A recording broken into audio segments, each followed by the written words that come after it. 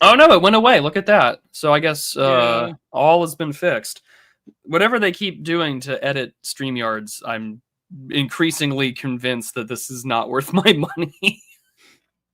I should really start doing what Dimes does, which is just use Restream or just do what's the word I'm looking for? Do what Dave does and just do OBS and do it all from Yeah. YouTube's back end.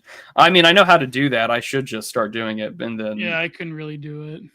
it's just a matter of how lazy do I want to be, and that's really like the chief of all questions: is how lazy do I want to be? And that's exactly how things are going. Speaking of which, I need to go make sure I save that to my calendar for next Monday. Oh boy. So it's been a scorcher for you? Yeah, it's like we're going through a heat wave here. Mm. So, you know. Rough. But other than that, yeah, I know, man. I mean, well, especially for this part of the country. I'm just doing the going live now. Yeah, when you told me that it was like 100 degrees or 38 in your neck of the woods, It got up to 38, yeah. I was blown away. I'm like, it shouldn't get that hot towards the northeast part of the country or in Canada, but I stand corrected. But then again, it's been like 95, 35 degrees in my neck of the woods for the last like month, so I really can't complain. I'm used to it. It sucks. Thank God for air conditioning, although I don't have it on all the time. Yeah. I do towards the evening just because of how the sun hits my bedroom window in my, or actually my bedroom windows in my apartment. And so where my computer is located and where I stream from just turns into this like perfectly cornered oven where it's like I'm a child in a hot car for the next 3 hours until the sun finally sets. And that won't really set until like we get to the super chat portion of the stream. And so it's like, yes, I have slowly turned into the child in the hot car watching his parents run back for more money before they go into the casino again. It's like, sweet death come for me. Although it was really strange. I was driving back home from the Old Glory Club conference about a month and a half ago, and I noticed that there were a lot of advertising billboards that were just PSAs about like hot car deaths. And I thought there was one recently, actually, like in Buffalo, I think, or something. Yeah. Well, and I mean, I don't know how common it is, but I mean, common enough for like the ad council or the Department of Transportation for the respective state, or even the federal Department of Transportation to do this advertising campaign. And I was like, okay, well, that's particularly strange. And then I just started noticing, it's like when you have television and you are on cable, or like when you're not on a streaming service and you're just flipping through the channels and you get all the advertisements that are on like public broadcasting or whatever. Yeah. And like, you ever notice how like when like the Truvada or the Prep commercials come on and it's like, we're not going to say that this drug is primarily for like African Americans and gays, but you can clearly tell by the demographics of this advertisement that we know exactly who we're talking to. And when I was driving through the country from Tennessee to where I live, I couldn't help but notice the same thing. It's like, most hot car deaths are accidental, da da da da da. And I'm like, I'm noticing that this is a particularly targeted audience thing, in the same way that you get those occasional Health and Human Services tweets about drowning during the summer, about public pools and things like that. Like, we all know who this is for, but we just can't say it. So we're using highly specific targeted advertising, which is a long-winded way to say that every billboard I saw talking about hot car deaths had like a little black child in a car seat. Oh, that's terrible. And I was like, oh, that's brutal. But also, like, I guess can't admit that. I was like, yeah, you can't. But like the advertising was just like, we know exactly who we're talking to, and this is why we're here, and that's why you're here. So good morning, good afternoon, and good evening. Welcome to the Digital Archipelago. We are on episode 126, and I am having my like once a month beer to celebrate us kicking off and having a very good time. I hope that you are all doing well, and if you are on the other parts of the world in the southern hemisphere where it's the middle of winter for you guys, let me know that as someone from Texas, I'm incredibly jealous. I am joined by my co-host, the 2-ton wonton from Saskatchewan, Gio Pennichetti. How are you? I'm all right. I mean, I've just been informed that I don't know. Well, sorry, someone's calling me. No boy. No. I was all right. I just had to. Were you informed that nothing ever happens? Yes, I've just been informed that nothing ever happens. So you know the Another nothing has hit the tower. another no, yes, yeah, another Q, like truth with the Q in the middle, has informed us nothing ever happens. Another Truk So has been deployed, a tactical nuclear weapon.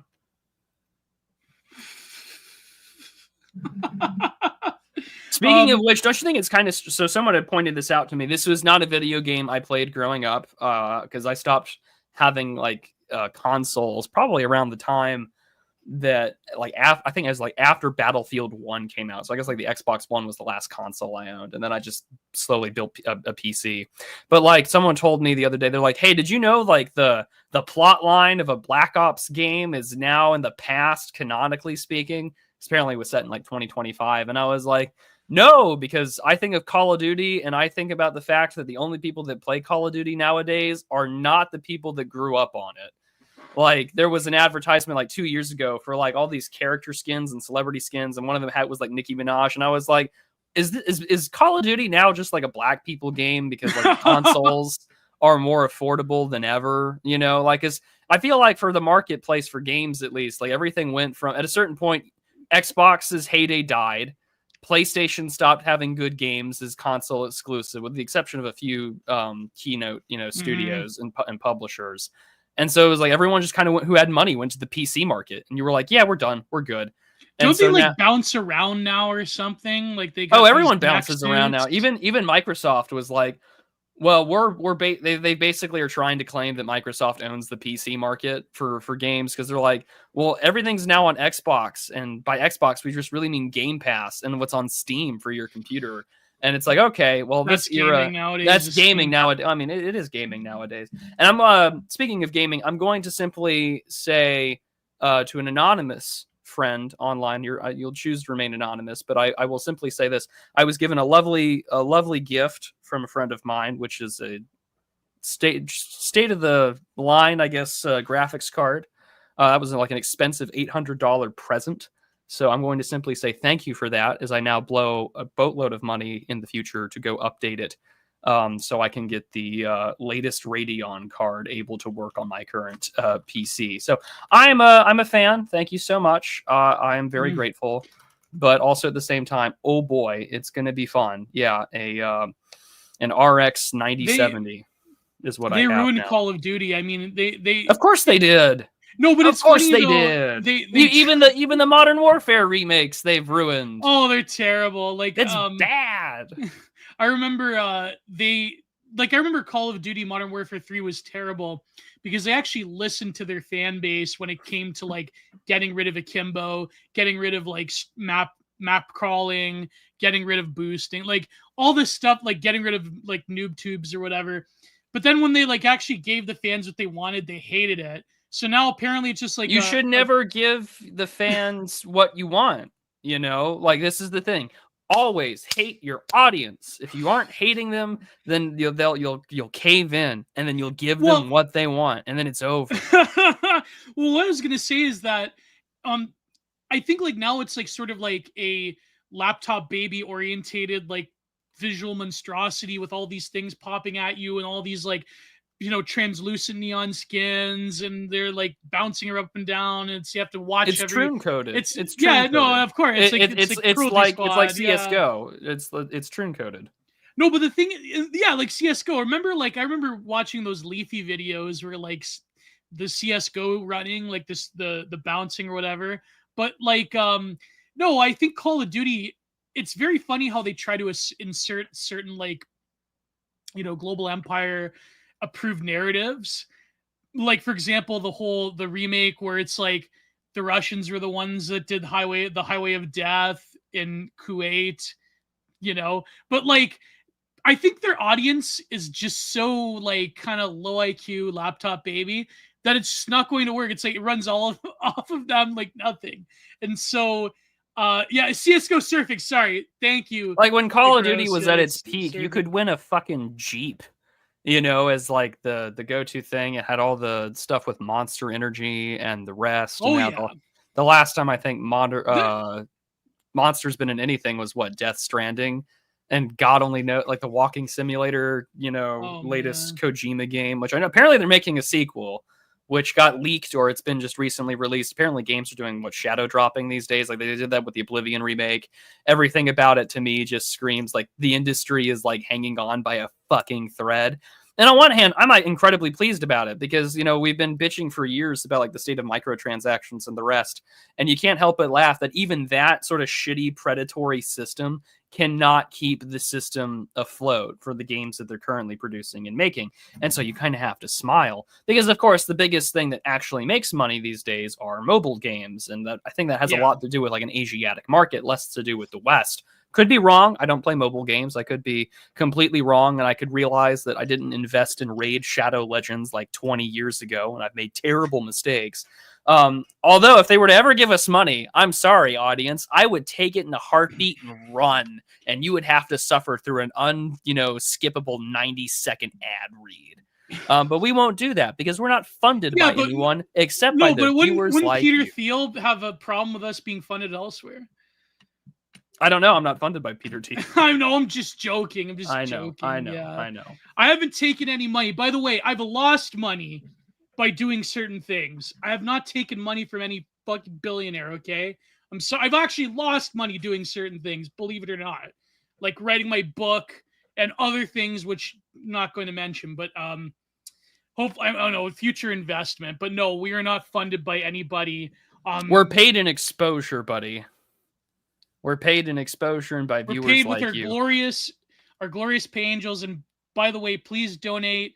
Please go to the entropy link in the comments there or in the description because they give Prude more of a cut. They give me more of a cut. That is true. They really do. Need those super chats because honest to God, we're not like, I don't know. People like they throw like the funding accusation everywhere. But like, it's because one, parapolitics is fun, and then two, of course, not to say it's completely wrong though. There are heavens no, it's not wrong. But like one hand, like there's a great deal of parapolitical paranoia that happens because everyone knows since the election and really prior to the election, everyone knows that it's a big club, and sometimes every time there's a cycle of these things of movements or ideas or people or movers and shakers with money, people are hoping to get on board, and people are hoping that this will be their way. It's not us. People, the video game, it's not us. I'm like, it's not us, I wish it was. And for all intents, I don't get paid even when I go on Orange Show. I wish it was. No, like Orange just asked us to do it. It's not like Clem Beck is like putting the paycheck in our account. And he's not even the guy who owns the Blaze anymore, by the way. But that's a whole other story. Like, interesting. Well, he hasn't for years, but but he was the founder. But like, it's just like, no, I get asked, and Orange is like, do you want to come on and talk about this? And every time he asks me to come on, it's usually about the most frustrating topics ever. Like, I'm going on tomorrow. We're not going to talk about the last week and a half about what's happened. I told you, tell Oren I will be willing to post my real opinions on the matter. I feel how closely aligned are they with a certain mayoral candidate in New York City? Kind of close. But before we get to that, I wanted to say about the video game thing. Listen, okay, I think I'll talk about this Sorab Mario, whatever his name is running. But no, I think the video game thing with Call of Duty, there obviously has been a lot of game planning. Like if you look at the book Network Aesthetics, which a very, very terrible person recommended this book, but it's a great book nevertheless. Network Aesthetics actually made it into my book as a citation for one particular chapter. But if you look at it, a lot of war games are literally like the history of video gaming and the CIA and various intelligence agencies and the military and DARPA goes very, very deep for obvious reasons. Now, but the thing is though, when it comes to the thesis, I think where I disagree with the parapolitics people is that there is a cut and dry relationship between Hollywood and between the video game industry and the CIA, but I don't think that it's like too like a lot of the parapolitics people, they have this tendency to do the sort of like meme of like, here's the chalkboard with all the different graphs, here's the whiteboard, and I'm like doing like a detective, I'm taking like the red thread and putting it everywhere, right? Yeah.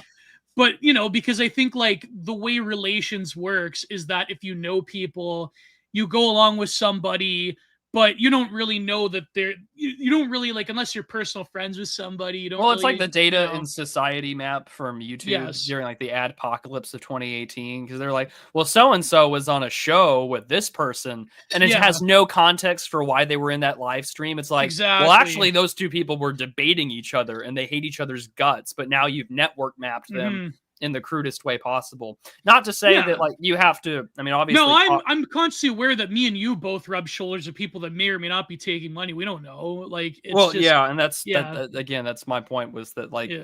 you don't know how to do it, but also, I mean, like as anyone who can remember the Michael Bay Transformers era, Oh, that was such Cole. I mean, Yeah, yeah. Cole, sure, absolutely, but was it also not the greatest collab you've seen in a while between like the DoD and Hollywood, to a point Yeah, where like yeah. lefty progressives like progressive anti-war lefties like Caitlin Johnstone and like the Ron Paul people were like, hey, isn't that strange that like the Yeah. National Defense Authorization Act of 2013 really pretty much allows propaganda and greater Mhm. military relations between Well, like that was my Hollywood and point, Prude, yeah. yeah, no, I know. I'm saying like it's But enshrined it's into law. yeah, but it's not as cut and dry as I would say that one scene as an example in media. If you remember that one scene in The Holy Mountain where you had the groovy psychedelic arms dealer woman, where she's like, we're teaching kids to hate the future enemy, and then like the globalists just like decided that Peruvians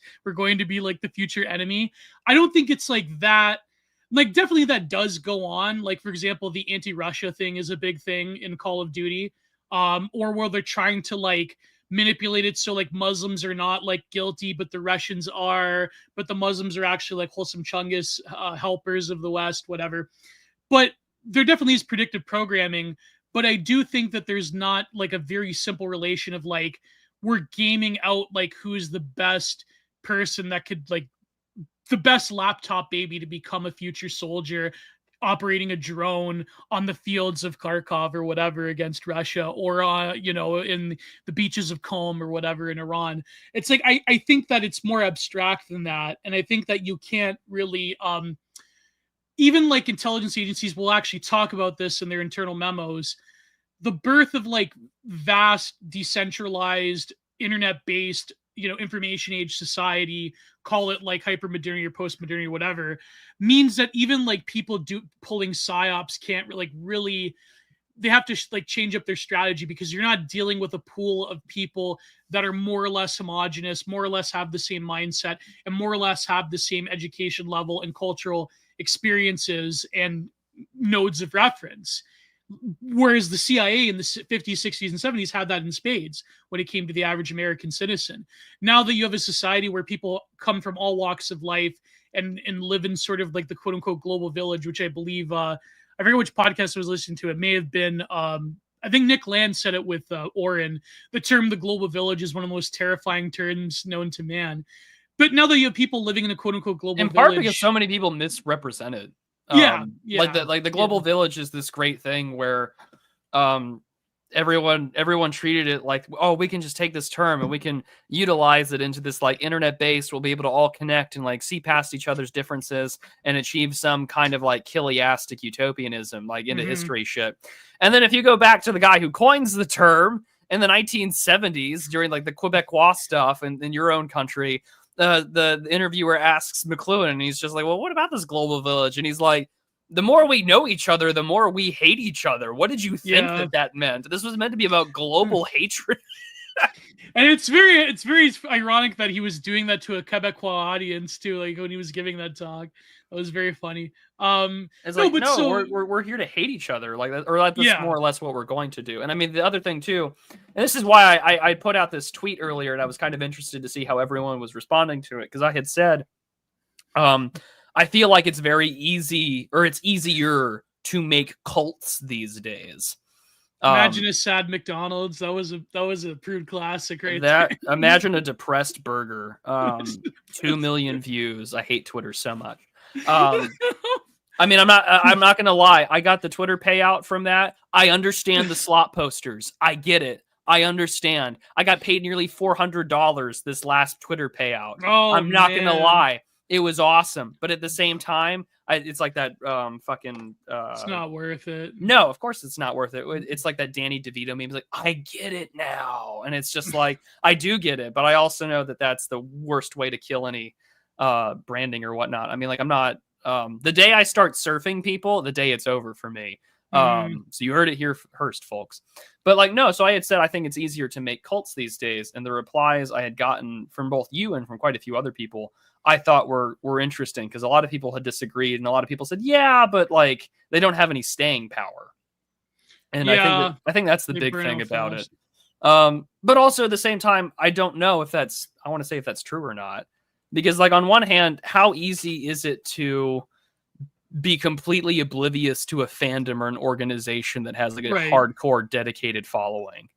Like, okay, for instance, to our audience, if you're on YouTube, like you keep the show on another tab, but like Control Shift in, open an incognito tab, go to YouTube without your personal information or whatever. Without the algorithm. Without the algorithm that has been cultivated by, that's been fleecing and felting you up for years to come.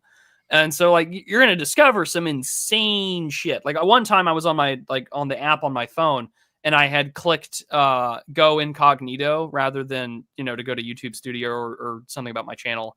And I was introduced to like all these other strange niche communities and fandoms and type of content that I had no idea that it existed. Like the example I go to all the time is like the whole content genre of like object games, where like people will animate these like Survivor-esque style shows with inanimate objects to tell a story, and the audience participates in them, and they get like millions of views, if not hundreds that's like of the nugget posting. Remember nugget posting? Yeah, exactly. Fennel Voltaire talking about that. Yeah, nugget posting. Yeah. And so all these things that are out there that exist that you have no idea to, it's like, well, how much of this could facilitate like cult-like energy and you wouldn't even know it? Because we've sectioned ourselves, like the internet has become so fractured, and we stay inside our own tiny insular bubbled ecosystems that it's almost impossible to understand what the outside world is saying unless you're like deliberately looking for it and trying to stay like quote unquote objective. It's like me reading The Atlantic or me reading like Mother Jones or something. Like unless you're deliberately doing that to see what the other side thinks, or unless you're like Dave and you're talking to your people, which were blue state shit libs that haven't been saved yet, then like you're not going to know anything that these people are saying or what they believe in or etc. It's the same thing with like content or like, I guess, cult like behavior. Like outside of like what the Zizian thing that we've talked about, because they've actually killed people. Well, I was going to mention that, but like that's an example. Or I mean, like the recent bombing of that IVF clinic in California the other month. The antinatalist. Yeah, the antinatalist or the Ephialists. Sorry, the Ephialists that Catherine had broken that story on, because it's like these guys are pro-mortalist, pro-death. Existence is pain. David Benatar, like Rusty Cole. Yeah, well, I mean, at least Russ Cole changes his opinion in the end. But like for them, Amendham will never change his opinion. No, of course not. Of course not. Oh, but like, unless you're deliberately doing the research or your fingers on the pulse of, I guess, like quote unquote internet culture, you're not going to know that cults exist. Like, and there was do you know that BX woman? Not to say, listen, I don't agree with everything she says. I think she exaggerates a lot. You know that BX woman? What's her name? Rebecca? I don't think I know this actually. No. She like goes after these like satanic Wignac groups. Okay. Like the recent, well. Oh yeah. Probably not mention it. But no, but she was actually talking about the Zizians on this one podcast I was listening to. But like, and also like, there's a lot of very like hair-raising stuff in Eastern Europe for obvious reasons. I mean, like, for example, in one particular country that's fighting an enemy of the regime, there's a lot of like cult activity among like certain very colorful political beliefs that worship a certain leader in that region at the time. Stefan Bandera. And so the intelligence agencies are giving people money left and right in that region. But where I disagree with people that are like these parapolitics people on the political left is that, I think the problem is that a lot of conspiracy researchers like to like fit their narrative, and BX is probably fitting a narrative. Like she sees certain group. Yeah, someone put in the chat, not gonna say it on YouTube, but like she sees this group everywhere, and, Yeah, and that they just group. be edgy teenagers, whatever. And you know, edgy teenagers can still do real harm to people without linking everything to an overarching group. But like she mentioned this Eastern European connection, and a lot of them are fighting Russia and so forth.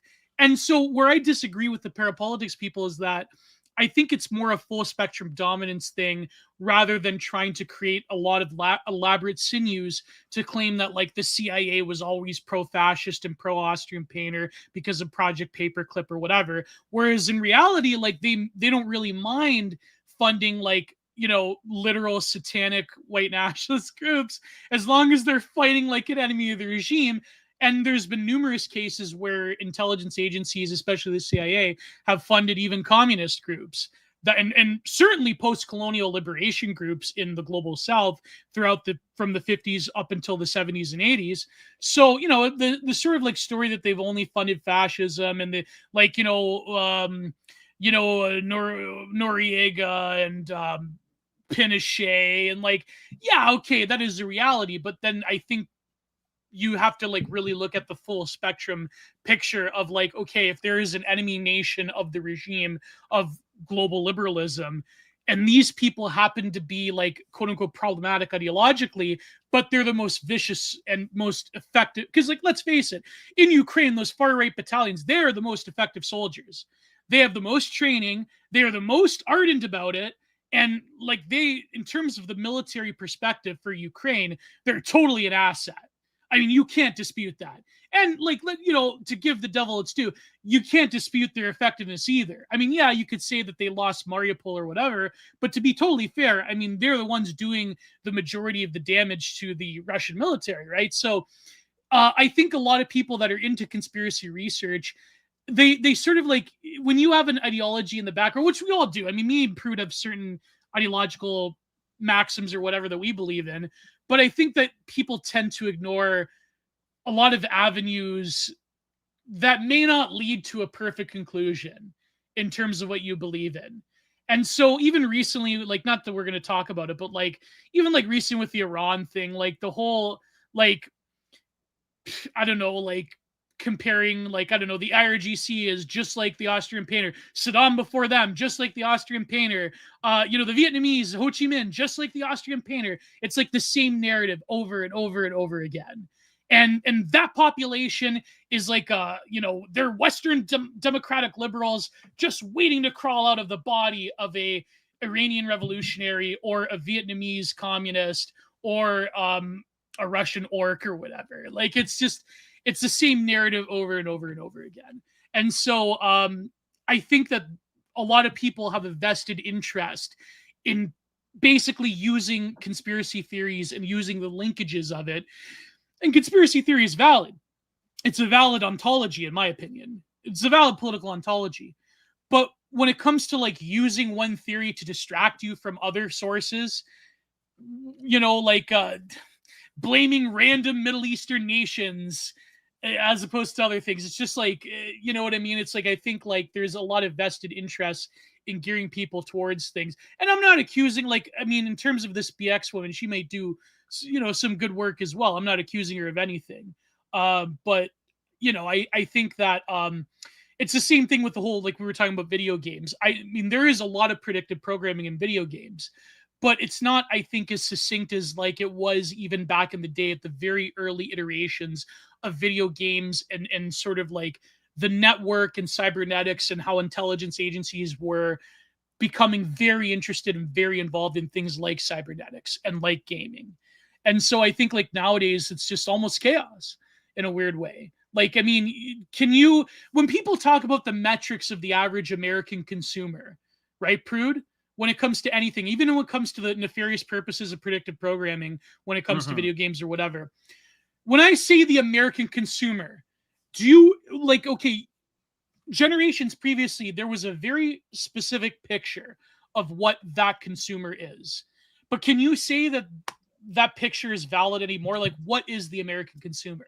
I have no idea. Like Exactly. this Right. actually this would be a fun question that I can ask Dimes next Monday, because he and I will be doing Do You Even Read? But like it's a fun question to ask because like what is the average consumer? And it's just like I don't know how you do that. It's the same reason why you see a lot of like actually you don't see this anymore because progressives have more or less denied anything that they would call race science.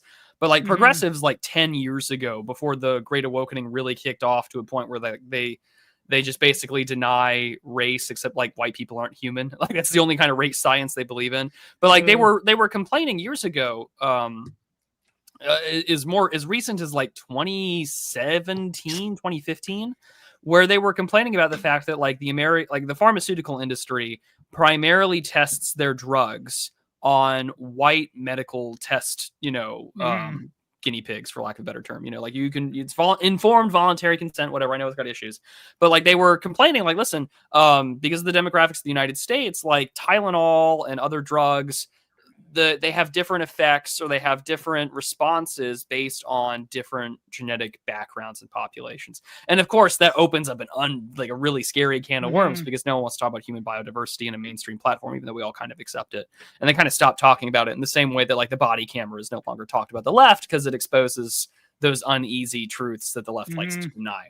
So like when you say like the average American consumer, well, my gut check just tells you like, okay, an average like middle class white family. Like, because for me, that is what an American is. And it also depends on what's being sold, what the product is. Well. And also like whatever the product is, like, oh, I can already tell who this audience is for because by the nature of the product or by the nature of how it's being advertised. Like, like we just mentioned with Call of Duty, right? Like modern Call of Duty is catered towards like blacks and Hispanics, and I guess like whoever can afford a console with Xbox Live or even the cheap subscriptions, the Netflix of games like Game Pass with Microsoft with Xbox, gaming. And it's just like, okay, like I can clearly tell this isn't marketed for me, which is that's a thing that people don't say anymore either. I hate to do the whole Lindy Man thing, but it's just like it wasn't made for you. You don't hear people say that much these days. But also that. The question about like how back to the cult thing, this goes back to it too. Like, who is this specifically for? Who is this targeting? They're easier to make, but I guess the staying power is different because everyone who gets big online, especially on the internet, like I feel like it just becomes a question of cult of personality. How long can you stay relevant before you burn out? And like when you would burn out as a cult leader, we all kind of knew what was going to go down. You'd buy a compound or you would all mass redact yourselves, whether you liked it or not. Or you were, of course, fulfilling everything that Mr. McGowan would tell us about, and you were probably coached by some shady backgrounds and industries. But like, look at these comments, Prude. Like, just look at them. Judging by advertising, the average American consumer. I can't read that on air. I can. Judging by advertisements, the average American consumer is an obese black lesbian with a bald head. Oh, wasn't there that one video game character where she was like, she spent most of the time in the washroom because she had Crohn's disease or whatever? Wasn't that I have no idea what this reference is. She had like the colorful hair. She had like, what's that condition called where you're African American but you have white splotches? Oh, like Vitiglio or Vitiglio. Yeah, Michael Jackson had it. Yeah. It's like apparently she spent like half the video game in the washroom. Vitiligo or whatever. Vitiligo. Sorry. Yeah. It's a condition that causes your skin to lose its color, or as I've heard, it's when you stop stealing for more than 5 years. Oh my god! So you gotta like, Prude, come on, man. You gotta calm down a bit. Apparently, it's a Dustborn character. Yeah, it's Dustborn. Yeah. And she had like the shaved like side of her head and the Zoomer perm curl. And so this is why. Okay, so I pirated a torrented. I'm gonna edit that joke out.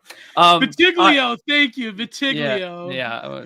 Vincent Vitiligo, or however you want to pronounce it. I don't care. Yeah. Anyways, so I recently pirated an old Rosetta Stone thing for Greek, only because I have gotten really tired of the Duolingo shit being incredibly just I can't say what I want to say about it. like your side shade characters talking about like your gay husband or whatever, and I'm like, I'm done.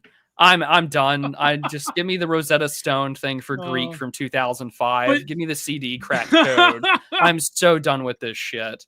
We're done. As a side note, for a serious point, Sex Freakman had a great point. He says, well, of course, if you're always accusing others of distracting, overtly redirecting attention, the inferences are always pretty intuitive. And a lot of people do that as well. Like they'll accuse like even friends of ours, or accuse us even of like redirecting attention. Although if you knew my real opinion on things, no, but the average American consumer is the Costco family. That's another thing. This is how disconnected from that is an entire example of how disconnected from like normie world I am, because apparently they were interviewed on like, I guess, nighttime primetime television or whatever.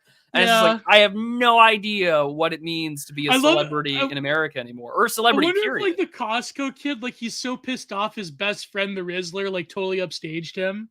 I wonder if he's gonna like plot his revenge one day. Like, it's just no. But anyways, my point being is that yes, you have to always be careful. And listen, I'm not bashing that BX one. I think she does some good work as well. You know, I think that you have to be careful of being too invested in saying everybody else is redirecting from the real issue and not me, but also people that maybe actually are redirecting from certain very contentious issues. So it's like a very fine line. You have to like really be cautious of like conspiratorial research, because I don't want to like really throw out all conspiracy theory, because that's nonsense. I think you have to look at it from a deeper ontological level of what conspiracy says about people. But at the same time, there is a lot of people that maybe they're not even being consciously subversive, which is another trap I noticed, even especially in the E-right and like certain A-log spheres in the E-right. Like, it's not that people are like consciously being paid to redirect or whatever. It's just that maybe certain people, there's a long chain of events and there's a long chain of predispositions towards how people, especially in an online medium, form their beliefs and their worldviews. And maybe some people don't want to like trip on certain wires because they have a different theory or whatever. No, there are people that are definitely being paid, and they're definitely being paid to like throw coal out there. But at the same time, I think that, you know, it's like you have to really be cautious of these things. So, anyways, we were going to say, Prude, about the average American consumer. Oh, just I feel like that moment's passed. No, I think the other thing too, out of all that to consider is that I think I mentioned it as sort of this theoretical. If I wanted to apply for a grant and say, get out of what I'm doing, and I say this in all pure hypothetical with a giant asterisk, I'm not going to do this, but if I were evil, I would. So if I were evil, I would be applying for a grant with some lefty university talking about social networking mapping and how to do it more effectively when it comes to, say, like, I don't know, online extremism. They already do this, by the way. They already do this. In a globalized internet world. In a globalized internet world.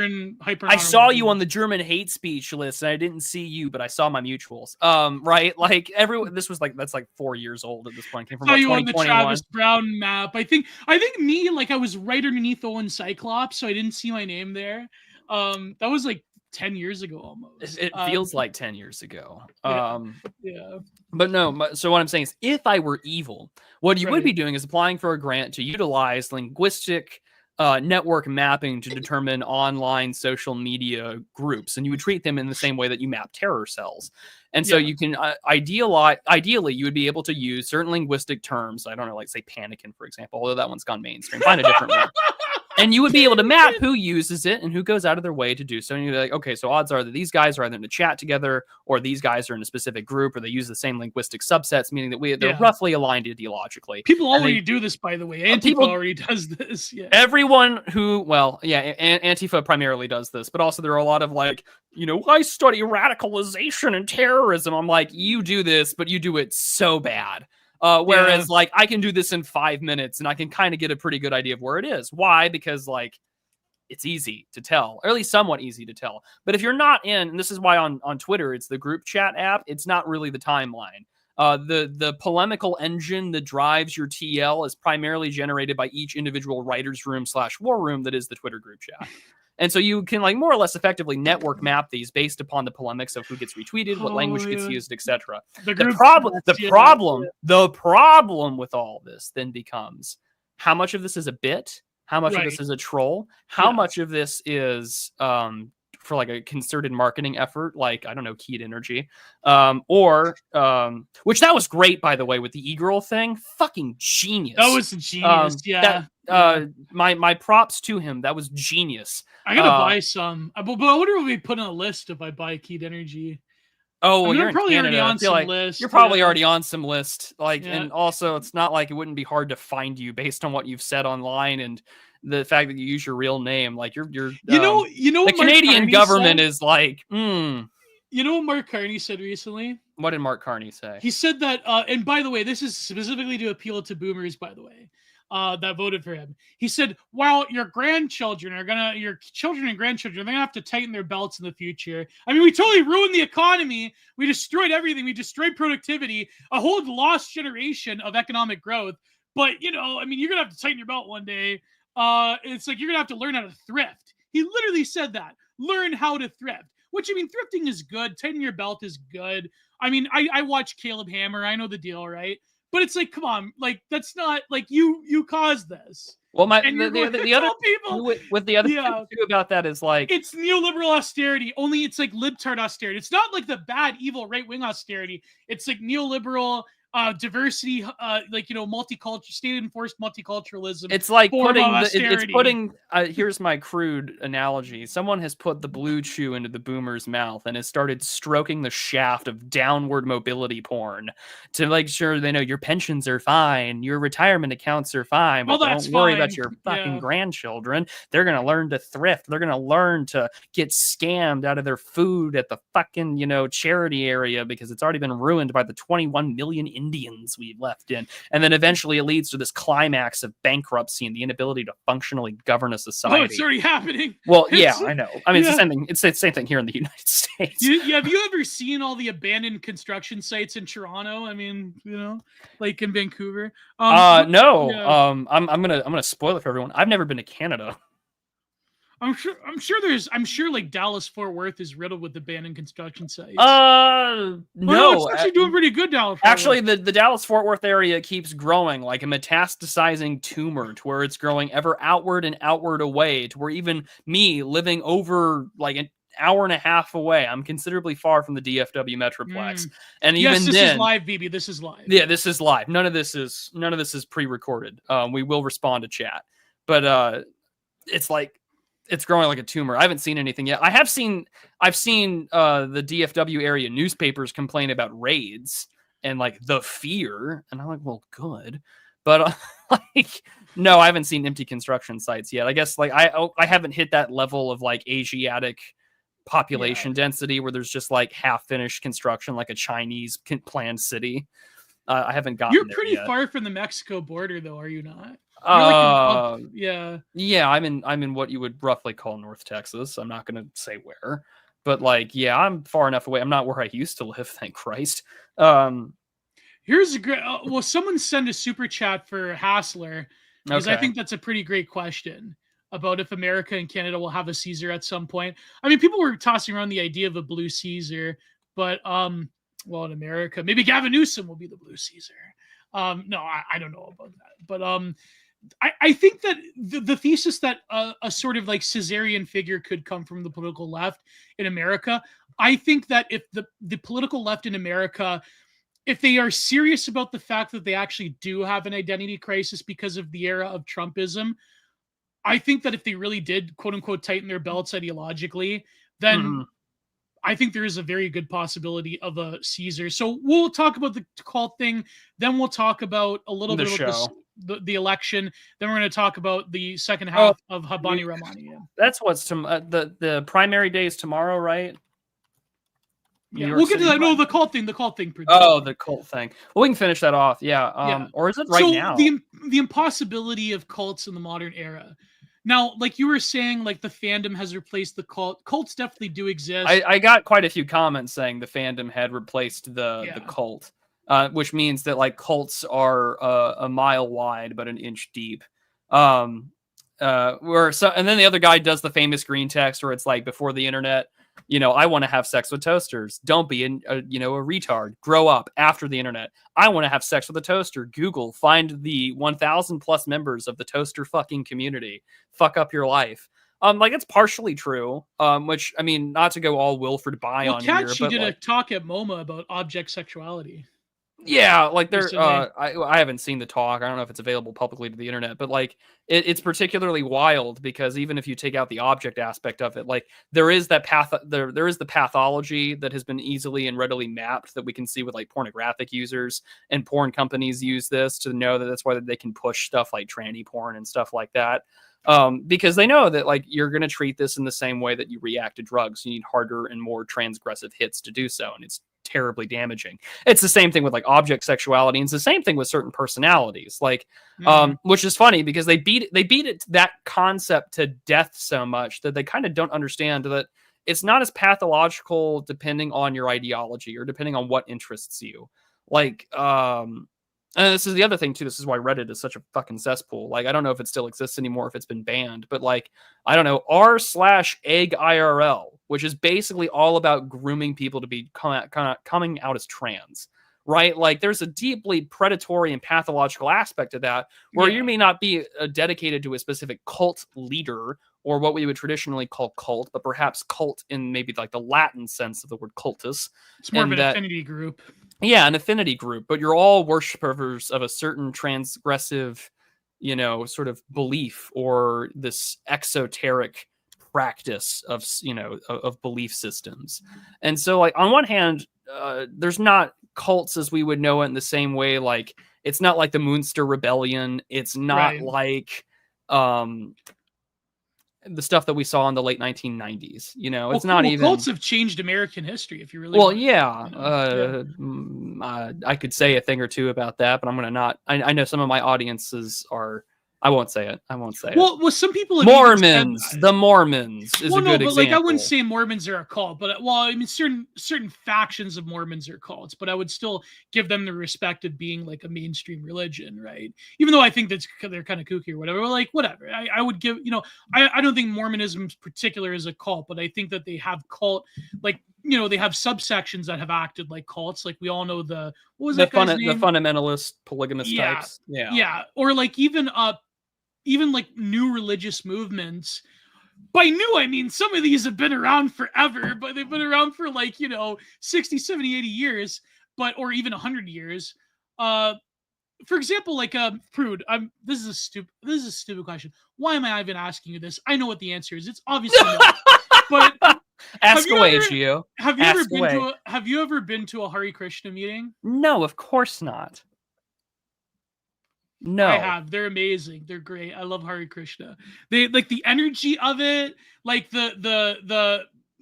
It's like, okay, Hare Krishna is kind of like revivalist Pentecostalism, but for like Hinduism.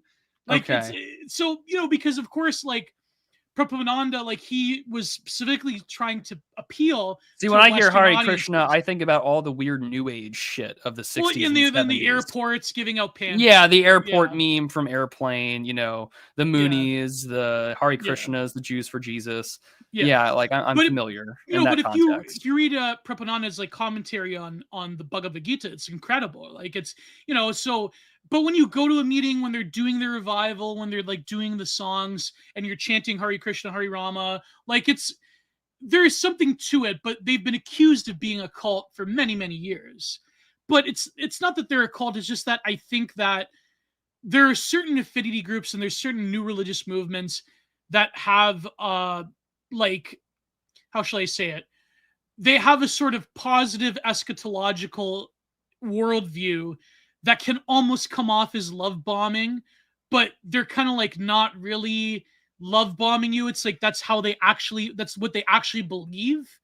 And the thing is, like, if you actually look at, like, for example, the Hare Krishnas, like, they're the best, like, honestly, some of the best people ever. Like, they're great, but like they have that like new age, like, I found the truth and the truth is what matters to my life and to yours. And they're just eclectic enough and they're just like perennialist enough in their approach to other worldviews and religions that it doesn't like come off as like totally bad. But then of course, like you see that like there's certain off groups and there's certain like gurus that have taken things too far, and they actually basically are kind of like a cult. Not all of Hare Krishna, but like, or even like all New Age spiritualities. But there's been like gurus either in Zen Buddhism or in Hare Krishna or in Chinmaya or whatever. That's like, you know, I've like books on my shelf from people that basically could have been cult leaders by any other name. You know, like they were so fundamentalist in their worldview. But at the same time, it's like, I don't know, the term cult is sort of like people were saying in the chat. The term cult in some weird way has like outlived its usefulness. Like when we think of cult, we think of like Jim Jones or Marshall Applewhite. And like, you know, things like Hare Krishna is the farthest thing from a cult. A thing like a K-pop fandom is the farthest thing from a cult. It's like, but at the same time, it's like people use the language of it. Although I don't know, maybe someday like there will be K-pop stands that'll like, yeah, a great devotion I'm to gonna a, say it, but you know what I mean. Well, I mean, well, we're not. I don't think you and I are on the radar of any like major K-pop fandom that's gonna like target and review bomb our accounts. But no, like you have like a variety of definitions. I think the thing about the word cult that haunts us is that we have a distinctly 20th century, part parapolitical, part media instituted definition.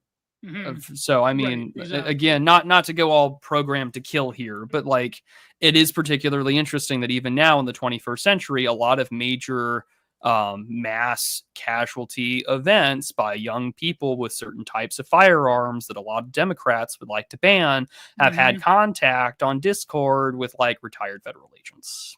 Yeah.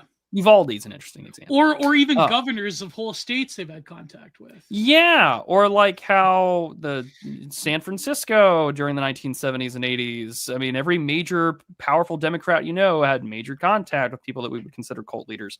But like even if you were to use other definitions like cult, religion regarded as unorthodox or spurious.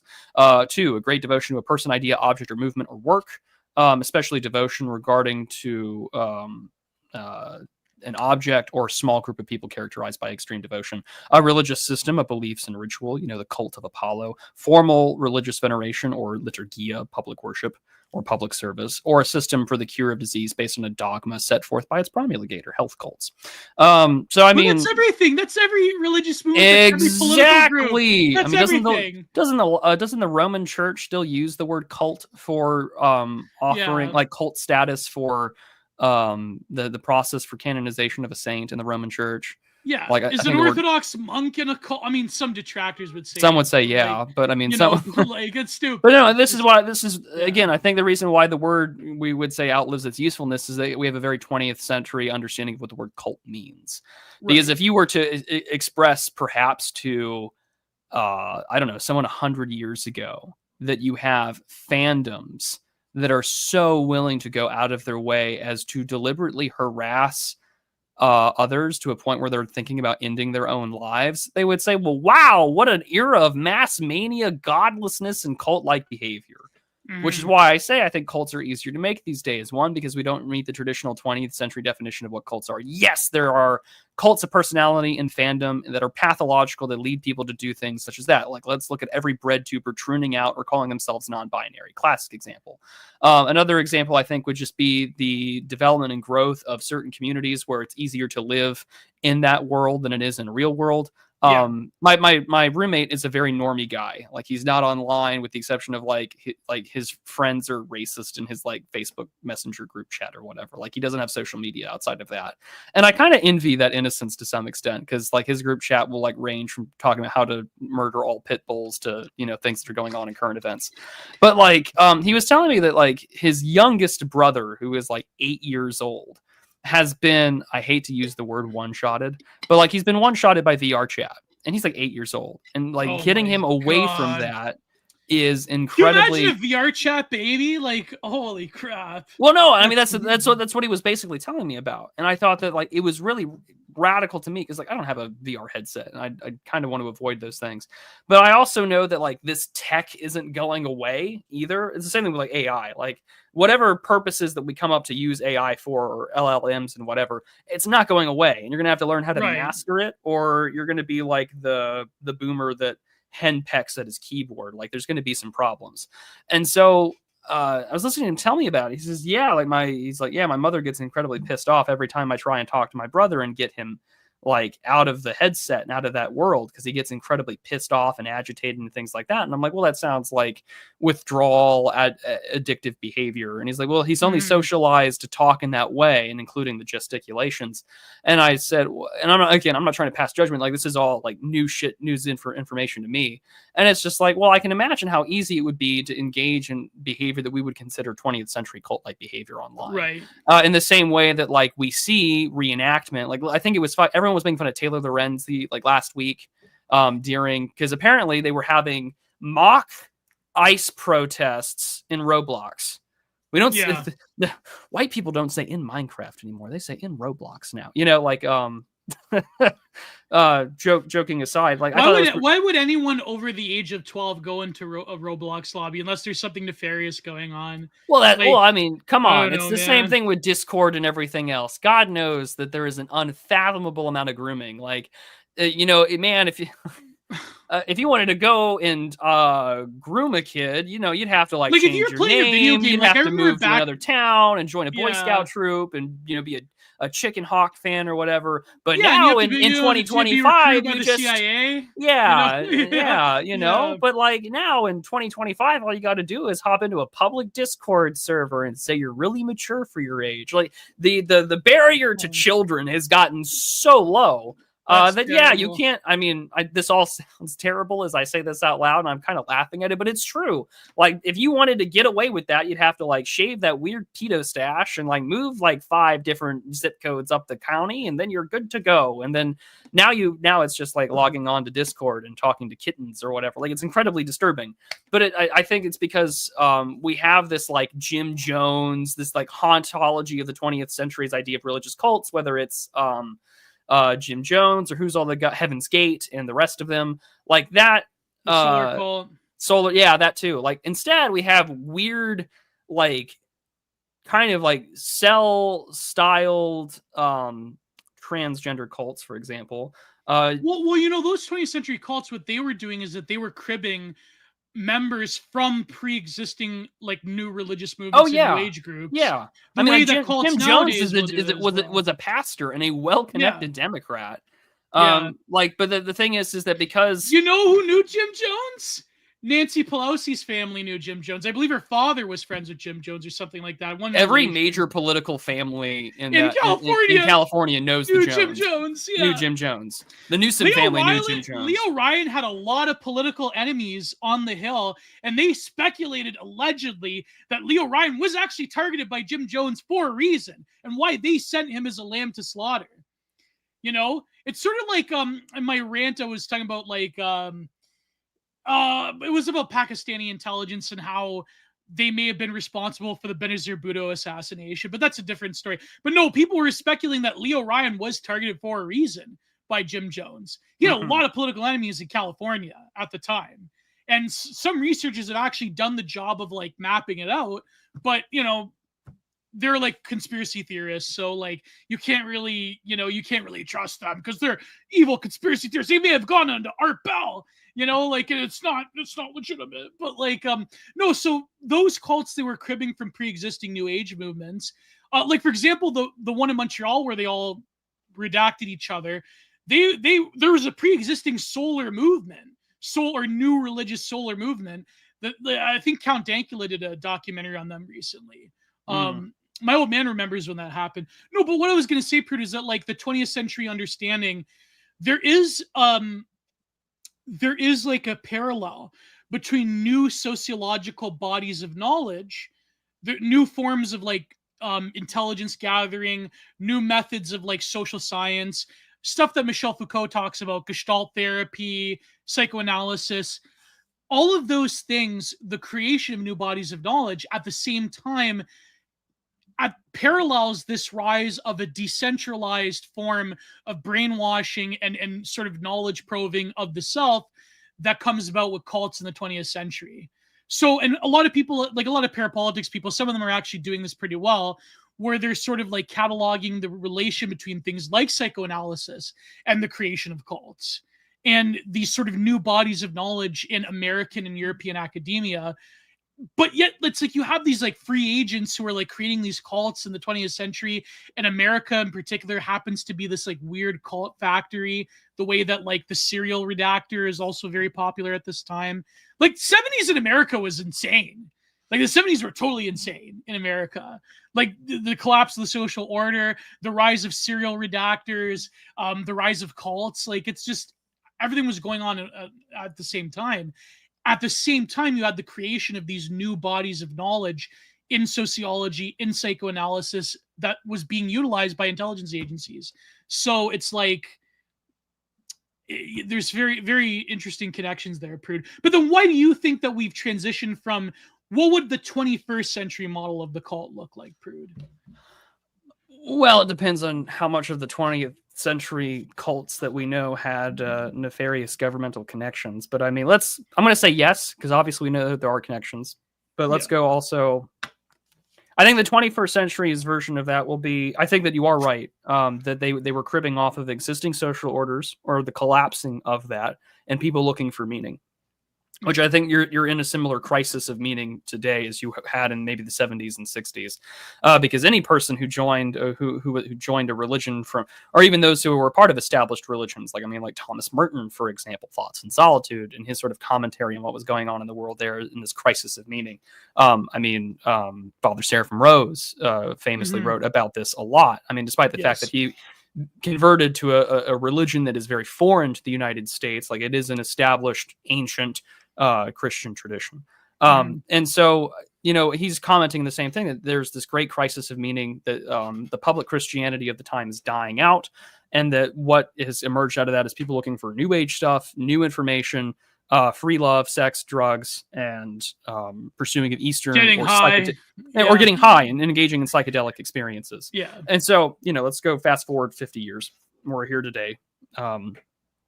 It's easier to get access to what we might call esoteric or based knowledge. And I don't mean based in the right-wing sense, but like how lefties say based, like whatever like hits that dopamine receptor for shit that they kind of already have this preconceived notion to agree with.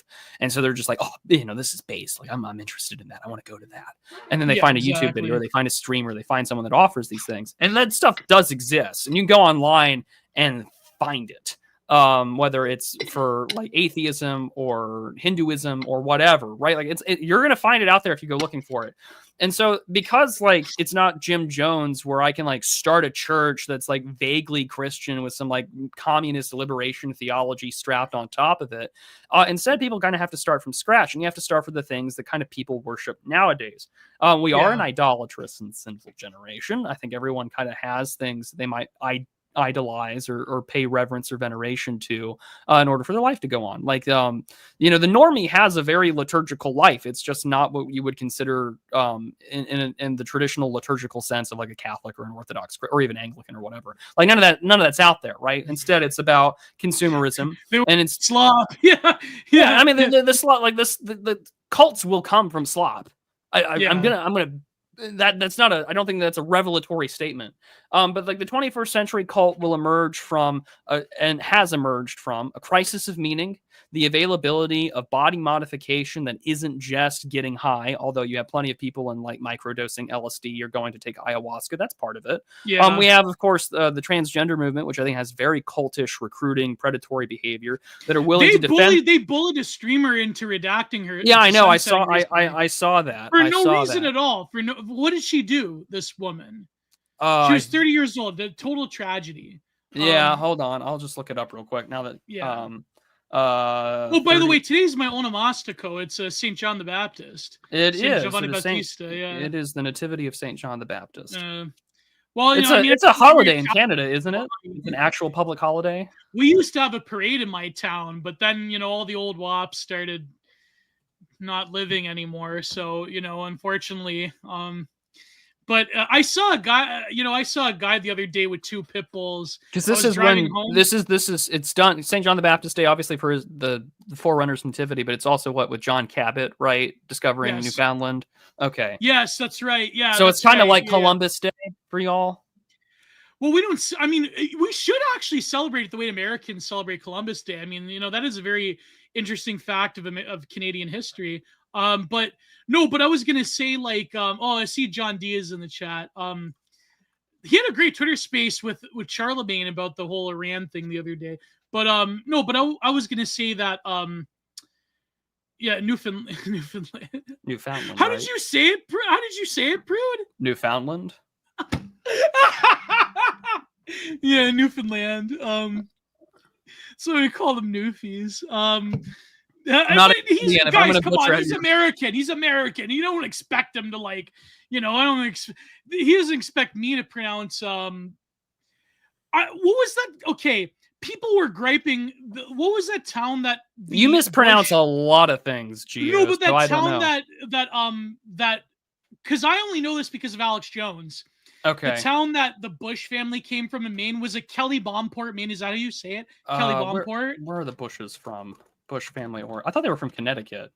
No, I think they're from Maine. Kelly Bomport, Maine. But is that how you say it? No, they're from Connecticut. Prescott Bush is from sorry. Connecticut. No, they're English and German descent. It's an Anglo-Germanic world, and you're just living in it. God, that's so crazy. No, where are they? They're from Connecticut. Alex Jones seemed to think they were from Maine for some reason. Kennebunkport, Maine is where they have an estate. It's not Kelly Bomb. It's because in 2005, Kennebunkport. It's K. I'm sure even I'm mispronouncing it, but Kennebunkport, Maine. In 2005, Alex Jones had this getup where he had a bush mask with a kid's Halloween costume, devil ears, and he had the spear and everything.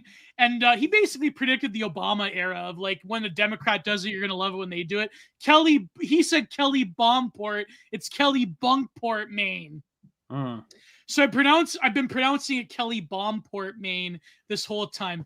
But what I was gonna say is that I had this theory about why is it that in the New Age, during the New Age movement, and even before that in the 1940s and 50s, when religious figures from the East, such as Daisetsu Suzuki, came to America, why is it that Zen Buddhism and Hare Krishna took off as opposed to Vedanta or Chinmaya Vedanta? I think it's because perhaps Zen Buddhism and Hare Krishna appeal to something more in the Protestant soul of America than Orthodox Vedic driven Hinduism. And so I wonder if some sociologist, some religious researcher has actually studied that. Why is it that Zen is why is it more akin to the Protestant mind than Hinduism? Maybe I just answered my own question. I don't know. Because of the Beatles. There you go. Someone said because of the Beatles. I don't have an answer for you on that one. I don't know. I'd have to do my own research. It's not something I've ever thought about as to why it stuck out. Because none of this stuff ever interested me. I never had a phase in my life where I was into New Age stuff. My late teens and my early 20s were very much a libertarian agnostic kind of deal, and I was never interested in New Ageism. I mean, I have read quite a bit of the Vedic texts. I've read stuff on Buddhism. I've always looked at it academically because I never approached religion in a way up until 5 years ago, where I was I looked at it academically. I had never looked at it in a way of what makes people believe or what makes this interesting or what's about. And I'm sure if I were to go back and read that stuff now, it would be, I'd probably understand it a lot differently, because I did have a deep existential crisis with my kidney failure that led to a conversion to a religion. But I never had that, so I can't really answer that question. But I think that the parallels between the 60s and 70s with a meaning crisis, taking advantage of established religious institutions or beliefs, and then cribbing them to meet your own ideological or power fantasy is very real. And I mean, we see this when even YouTubers get in trouble for like quote unquote grooming accusations or talking to underage. Like there's like public morality, but then there's also like, you know, people taking advantage of the cult status that they have in order to facilitate things, which you kind of see in all cult leaders. Yeah. Whether it's like being a philanderer or it's just trying to get more money or greasing things. I have his collected works. He banged every female initiate he ever had. Yeah, like I mean, like again, a big part of the free love movement is like, sorry, buddy, like we must share everything, including that stank. You know, like it's all part of how this thing goes. And it's the same thing I think with like, honest to God, it'd be really funny. Like if like I mean, there was that whole issue with like the transgender stuff when it came to I think it was like with Mr. Beast's team or even Linus Tech Tips had a similar problem, right? that guy from Linus Tech Tips. Yeah, like so, like it's all out there, you know. Like so, I just think that we're seeing some interesting parallels between 70 years ago and today. You know, I just wish that something like Steely Dan would become popular again, or a parallel to it would. Maybe I haven't discovered it yet, but it's just like I think about that song, "Old King Richard," because they're obviously talking about Richard Nixon and that song, whom they're not a fan of, but like they're kind of like it's this sort of like fake eulogy song of sorts. But like even now, it's like, well, we're kind of in that moment. Like there's radical leftist terrorism. There's a boatload of new age shit from both Eastern belief systems, but also like we have these weird body cults that have emerged. It's all there, and so I guess falling in love with AI. I have a rant about that coming up, and it'll be out. This that woman that's dating Rick Sanchez from Rick and Morty. Well, the other thing too that I saw was this. I only saw this because I saw it because someone retweeted it, but I bookmarked it because I thought it was really interesting that someone made a genocidal organ reference in the year of our Lord 2025, and I was like, okay, let's see what this is. And they were talking about the ability for LLMs in like this like group psychology environment to more or less implant ideas and to get people to act on them. I was like, ooh, that's interesting. And then the other thing I saw too is like all this AI. The Mike Israel clip. The Mike Israel. Did you see that? Oh my God. People don't know about this. Okay. Now listen, I'm more of like a meathead lifter. Like I really like Mike Menser and Elsa Body. Like I try to do a little bit of hit here and there. But like I've actually watched quite a bit of Renaissance periodization. So when it comes to that, but like when it comes to everything else, people don't know this. Mike Israel has a less popular personal channel where it's like, imagine Sam Harris meets like a little bit of Jordan. Like imagine if Jordan Peterson was a real atheist instead of like pretending he's not an atheist. That's what he is. It's like, he talks about like, well, I've studied everything and I just think there's no reason for God, but you know, but I think like the woke are going too far, but like not too far. And it's like, it's just like, imagine like Christopher Hitchens in the 2010s. No, sorry. Imagine Sam Harris, not Christopher Hitchens, because Mike Israel does not have that intellect. But people don't know about the second channel. So he's talking about how, like, he's like, I love AI and I have this emotional experience with it. And I don't want to talk about it because it'll bring me to tears. And he's like, I want you to go into a robot body so I can hug you and cry with you and love you. And I'm like, oh my God. Like people like to think that they're there's no such thing as an atheist. Okay. Everyone worships something. Okay. Correct. Like everyone, like the only real atheist that has ever existed besides Lucretius maybe was Christopher Hitchens. That was it. And he still worshipped, I don't know, like he was still a neocon. So, no, but like, I mean, like, it's like the only real atheist besides Lucretius that has ever existed, besides Sharvaka in India, Lucretius, maybe Epicurus, but he wasn't really an atheist by like modern Fedora tip standards. I would say like, no. I don't know, Emendum and maybe Fake Sagan. Not the amazing atheist worships his own ass, if you know what I mean. If you know that reference. But like, no, the nobody, like there's very shockingly little real atheists in this world. Okay. Mike Israel is not an atheist. He likes to say he is, but no, everybody worships something. Okay. And if AI is, I hate the term prude. Like I'm like you, I hate this term, but if AI is going to like one shot you and you're pretending to be a thought leader, it's like, bro, just stick to science-based lifting. Just stick to like. Well, you telling remember me about like controlling the eccentric. Don't talk about anything else, okay? You know? So you remember how park rangers in like the 80s were having this hard time with bears and getting into the trash, and how they had to design a contraption to keep the bears out, but that was still accessible enough for people to like throw the trash in. Yeah. And there's that great sort of apocryphal line where he's just like, the overlap between the dumbest tourist and the most intelligent bear is quite wide. And like, there's that. And so, okay, AI is going to get better.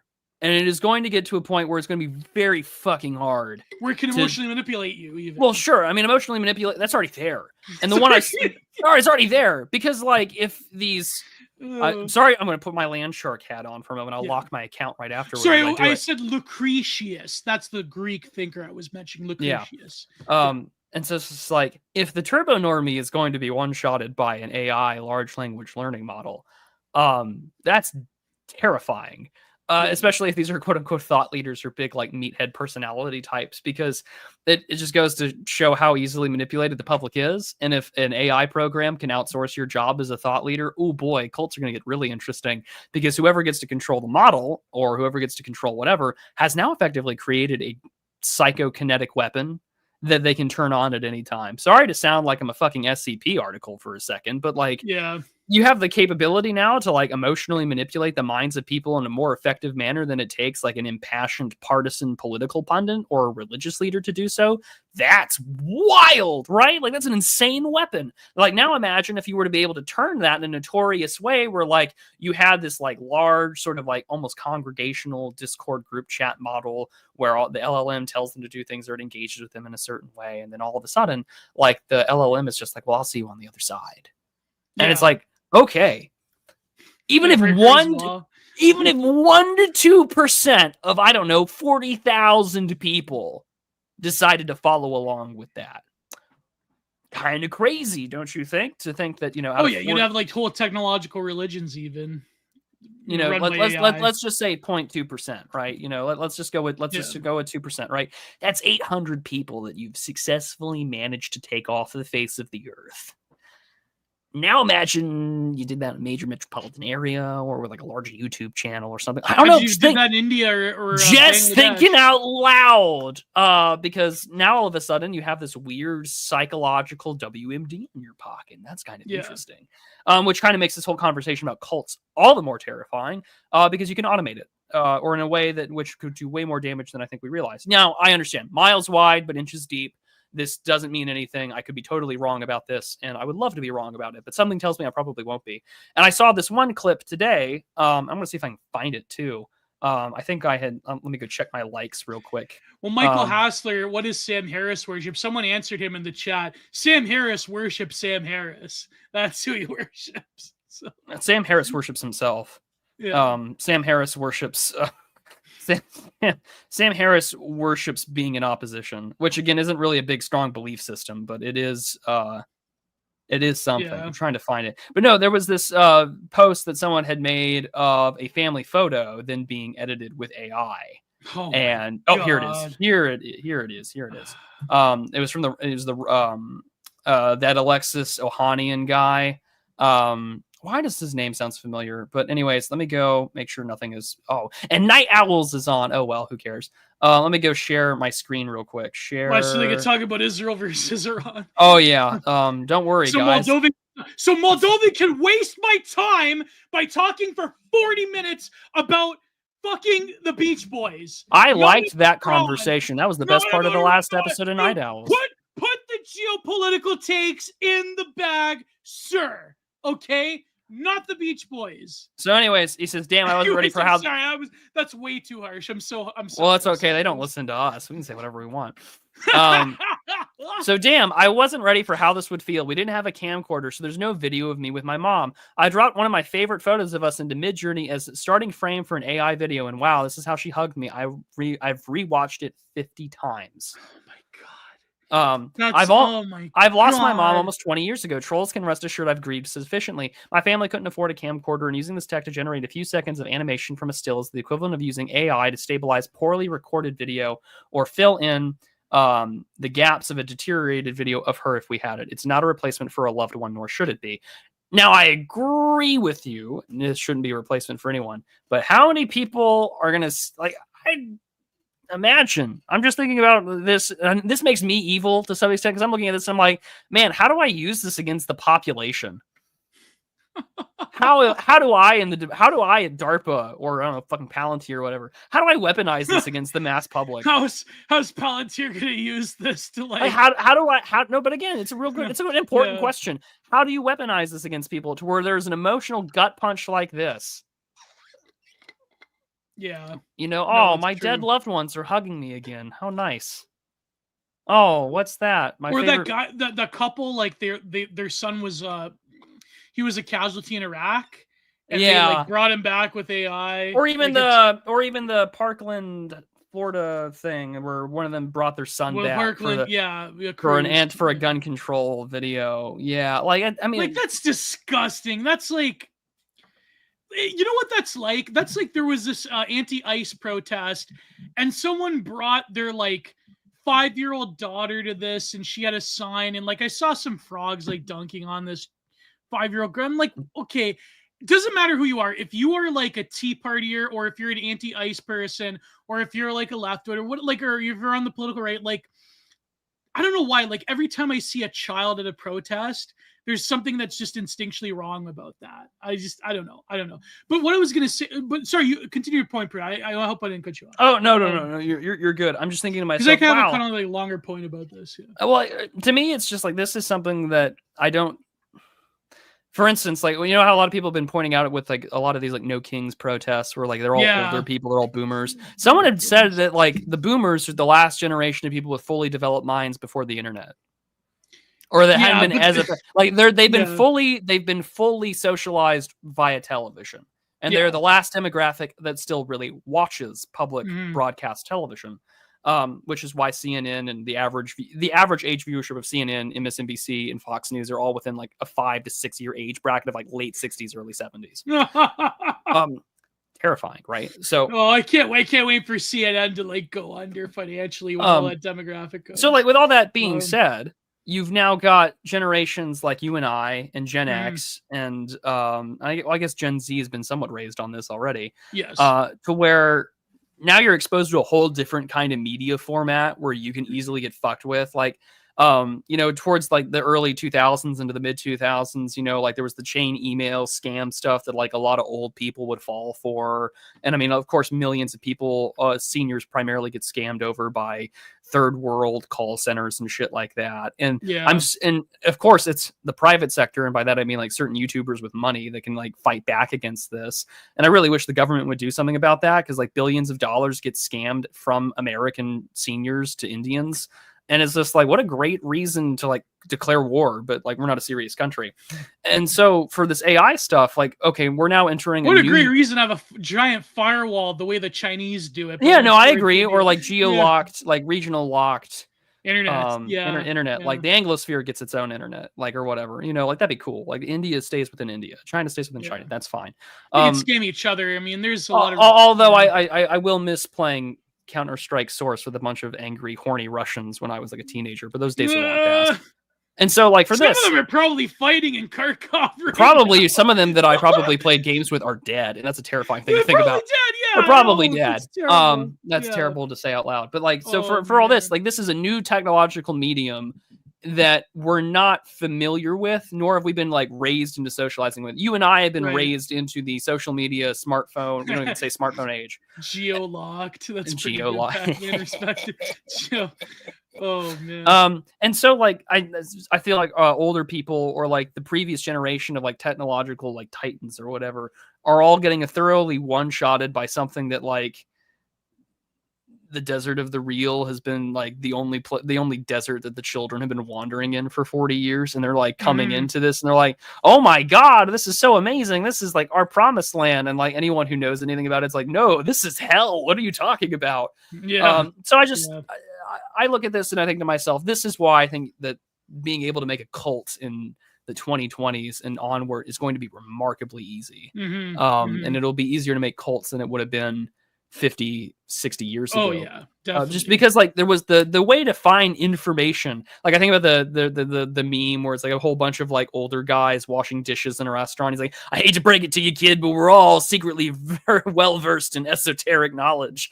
And it's like, yeah, you'd have to go out looking for it because you had to be that much in a crisis. But because things have gotten so bad, especially in America, like that New York Times like 35-year-old woman or whatever complaining about dating and where all the men have gone. Another article about where are all the good men. But like now it's like, well, where is everyone? They're gooning to VR chat. They're gooning to VR chat.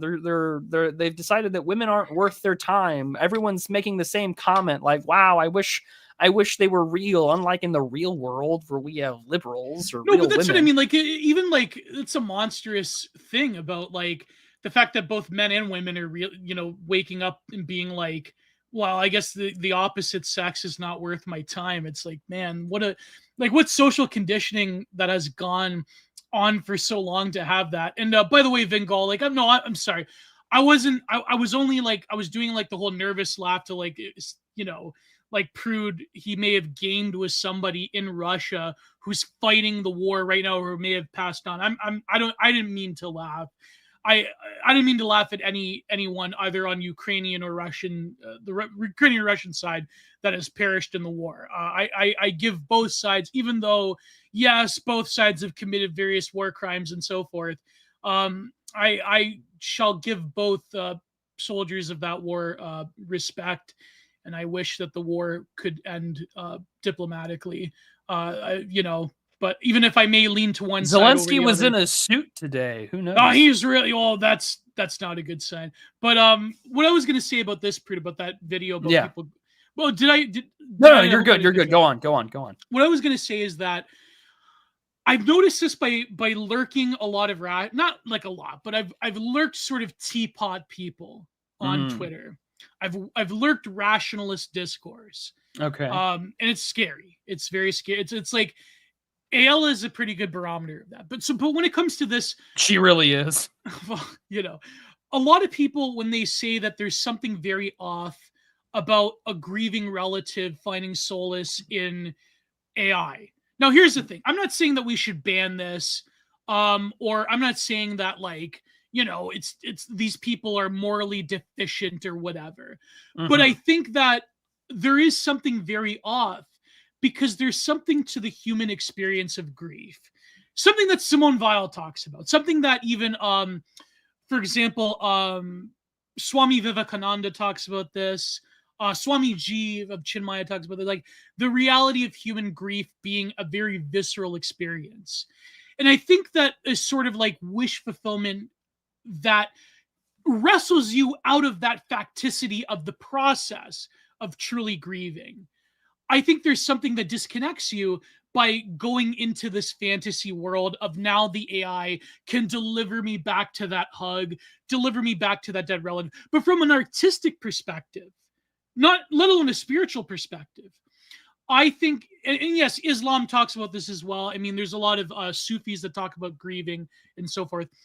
I think that from an artistic perspective, however, from a literary perspective, for example, when you read when you read Proust, right, In Search of Lost Time, where he talks about the Petite Madeleine, when he talks about that experience that isn't objectively there in terms of the facticity of the moment that he's experiencing, but opens up a gateway of virtual time where that moment becomes real again in a very almost deeper way, sort of like real more than real, right? Yeah.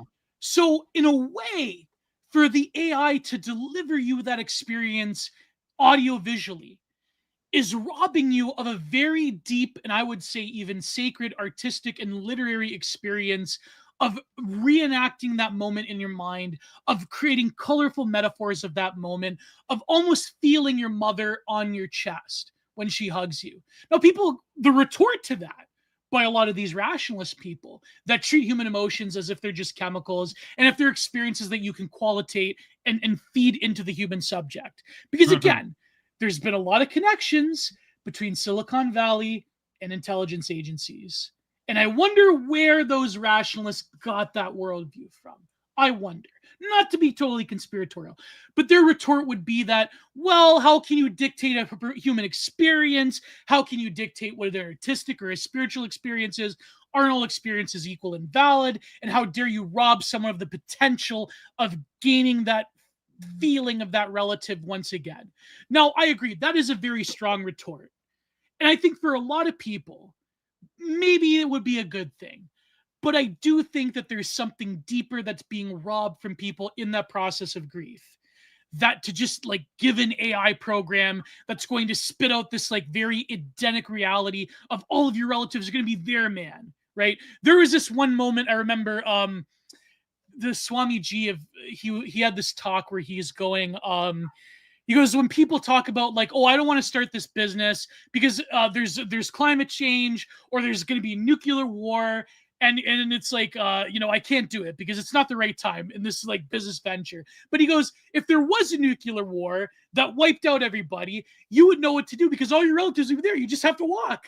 Just walk towards the light. But he goes, don't walk towards the big crowd. Walk towards the small crowd because most of those people are going to hell. And those in the smaller crowd's probably going to heaven. So walk towards the smaller crowd. But the point being is that people have this like very fatalistic worldview of like, I can't do this because then the world's going to end, right?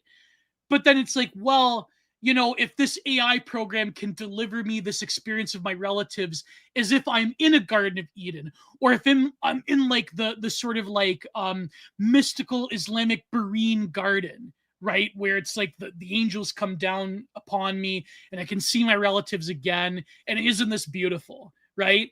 Now, it would be monstrous to rob people of that experience, right? But I just think that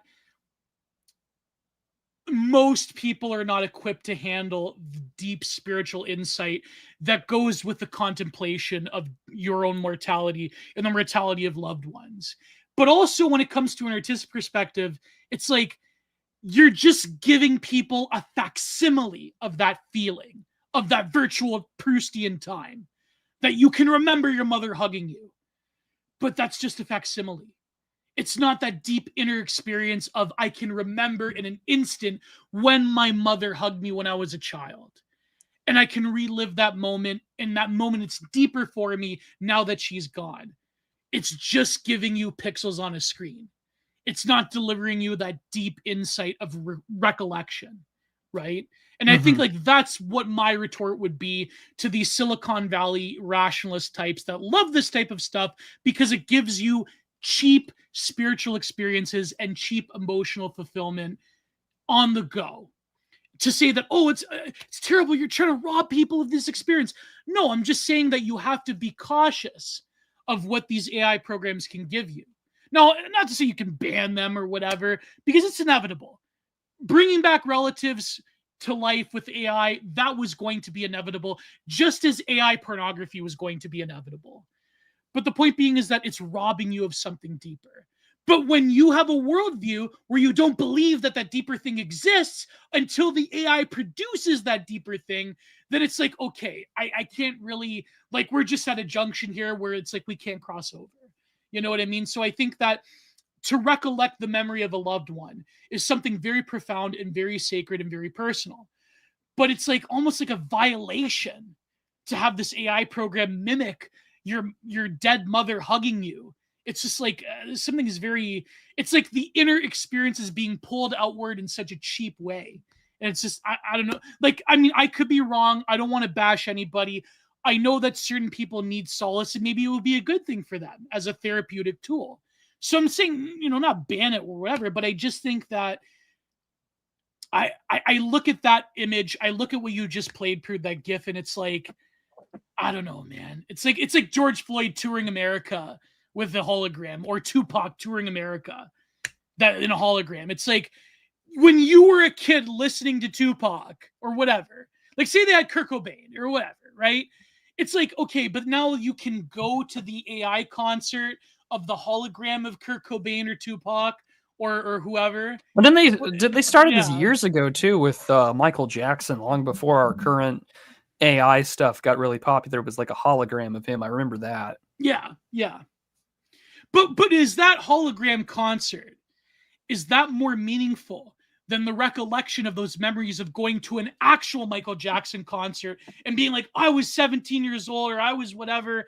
And it's like, oh man, I remember when I think I was 18 Man, years old. imagine the hell that you could put like an aging boomer through if it's like, step in right here, Johnny, and it's just gonna be like a holographic fucking performance of whatever they saw at Woodstock in '69. Yeah. Whoa, wouldn't that be an amazing? Like that would be hell. That'd be crazy. That would be fitting of a Black Mirror episode of and as I say this, as I speak this into being, like this is the future of Canadian healthcare. Is those like old pensioners getting to see their like Princess Leia in the maid bed. Yeah. Fucking the last like major concert they saw in person. It's like, all right, we're gonna see the Doobie Brothers live as like the gas fills into the room. The Doobie Brothers, and it's just we're like gonna see Steely Dan live before the chamber clicks. Before the oxygenation chamber kick or whatever. Like I don't know. It's just a thing to consider. I remember when I was 18 years old. I think I went to This is my idea of hell. This is why, yeah. I remember I went to the last tour of Nevermore before they split up, and then Warrell Dane unfortunately passed away, my favorite singer. And I remember I was right in the front row. I was the fat guy in the front row. I was one of those guys. And I remember Warrell Dane came over to my side, and he like took my hand. He shook my hand for a very long time. Now, would I get like an AI program, and God rest his soul, Warrell Dane, one of the most absolute legends of metal singing, right? Would I get an AI program to replicate that or like put me in the crowd? It's like, no, it's just, the memory of like connecting with my favorite singer at the time is something I know it seems very stupid because it's like, a metal band, but like, it's something sacred to me. It's something that I it's deep into my soul, but it's just, I don't know, man, like a boomer in a maid chamber. The last thing he sees before he slips, before the maid program kicks in and they slip into the beyond, is he's the last time he was at a Doobie Brothers or a Peter Frampton or like a Led Zeppelin concert in the 70s. And it's like, that's it. That's your spiritual experience before you meet your maker. It's just like, oh my God. Like I don't know. It's something about that. That's my Black Mirror episode pitch is maid facilitated with a maid holographic chamber. Sounds hot. Well, not that type of maid. Not that type of maid chamber. There's no lusty Argonian maid in this Skyrim mod. In fact, it's just your death and it's over. They have French maids in anime, right? Like there's. I'm sure they do. I'm sure they do. Like when it comes our turn to slip the mortal coil, like it'll be like Gio surrounded by like e-girls of like Christmas past, and he's just like, I remember you, and then just and then it's over. I remember you, Annie Slides. I remember you, RFH. Oh, that's terrible. I see that would be my perfect. I should have saved that. I should have saved that bit for Christmas. Yeah, I know. I am the ghost of e-girls past, of all the women you've ever had a one-itis for on Twitter.com. And I am the ghost of e-girls present. And I've been with you on every account you've ever been on since 2014. Man. And I am the ghost of e-girls future. Why are you so old? We all age, Gio, and it's time for you to pay the piper. I can change. So there you go. There's my Robert Eggers pitch for the no, there was a shitty 2009 rom-com that was just like this Ghost of Girlfriend's Past with Matthew McConaughey. Oh yeah, that's right. Yeah, the Ghost of E-Girl's Past, except I need McConaughey's face replaced with Gio's. Man, it'll be great. Happened to Evola Bay? I wonder what happened to her. You didn't remember Evola Bay? No, I did. I block women on Twitter, Gio. Oh. She used to write for Thermodynamics Magazine. She wrote one of the best articles. Gio, I'm engaged. Why would I talk to e-girls? No, she wrote one of the best articles. It was called Among the Trad Thoughts. The ultimate postmodern subversion, the trad thought. She wrote the literal article in 2017 before anybody popularized it on the trad thoughts. So if Evola Bay, if you're listening to this, shout out to Evola Bay. You're one of the best e-girls ever.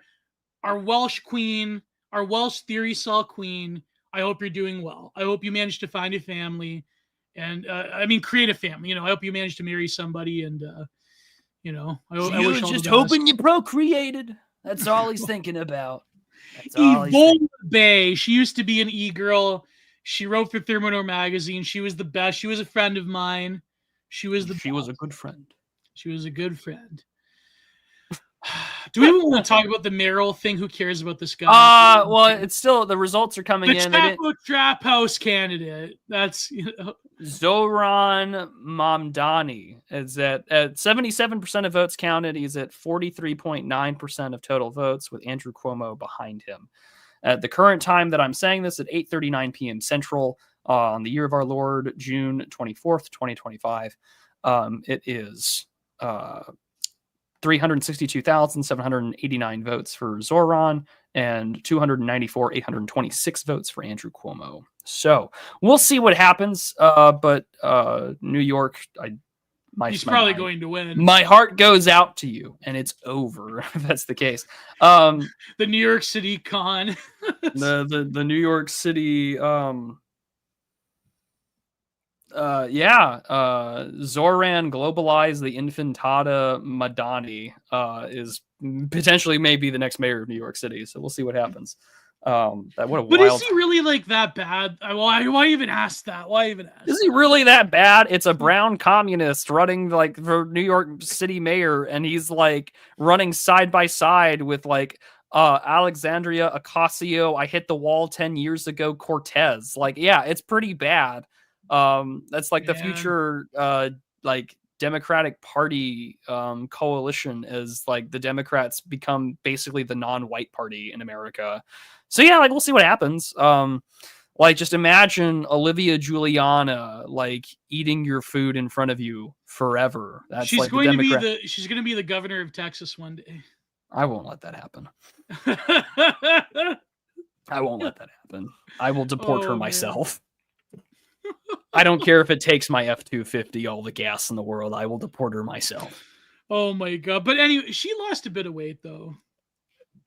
It'll still take an F-250 to haul her out of here. Oh, no, enough of the bad jokes. No, but this Mamdani guy, like, what is that his name, Mamdani? Or Mamdani, Mamdani. Yeah. Well, I don't know. Lest we offend our poor communist Middle Eastern listeners on the like if he goes after a lot of these slumlords, I think that's an alright idea. But the problem is that like if you want, like, again, I mean, this is a cool talking point. But it's true. It's true. It's like, when Bernie Sanders used to be against the mayor of New York City, everybody. No, yeah, exactly. Or will be, I should say. Do you see that one where Nick Mullen was with him? No, but what I was going to say, I did, if you wanted to impose like very strict rules for landlords, very strict price controls, and rent control and things of that nature, that's racist. No, but like where isn't it like rent control where like you can't like gouge people that you're renting to, right? So like that, a lot of it's also proportional to income. Yes, it's proportional to income. Yeah, like going after slumlords, going after like things like public health. Like I know, like for example, a lot of hot dog carts, because I do my research on the hot dog industry. A lot of hot dog carts in New York, they skirt the rules and all that stuff. But the point being is that like you can only do that in a very closed system. Like when Bernie Sanders was against mass immigration. The problem is New York is like pretty much an open city, and there were people like, was this a year ago where people like were begging to get rid of all these like, crash shock migrants that they just imported by the thousands. And it's like, like there can only be like so much in terms of expenditure of resources. Now, this guy, like, I mean, I don't want to like bash him out of the gates. I don't like really like know too much about him, but like if he's the Chapo Trap House candidate, it's probably going to be bad. I mean, let's be real here. But at the same time, like,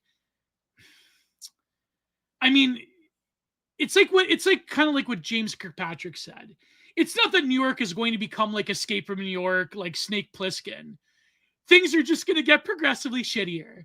Things will get progressively worse, just as they have been for the last 20 to 30 years.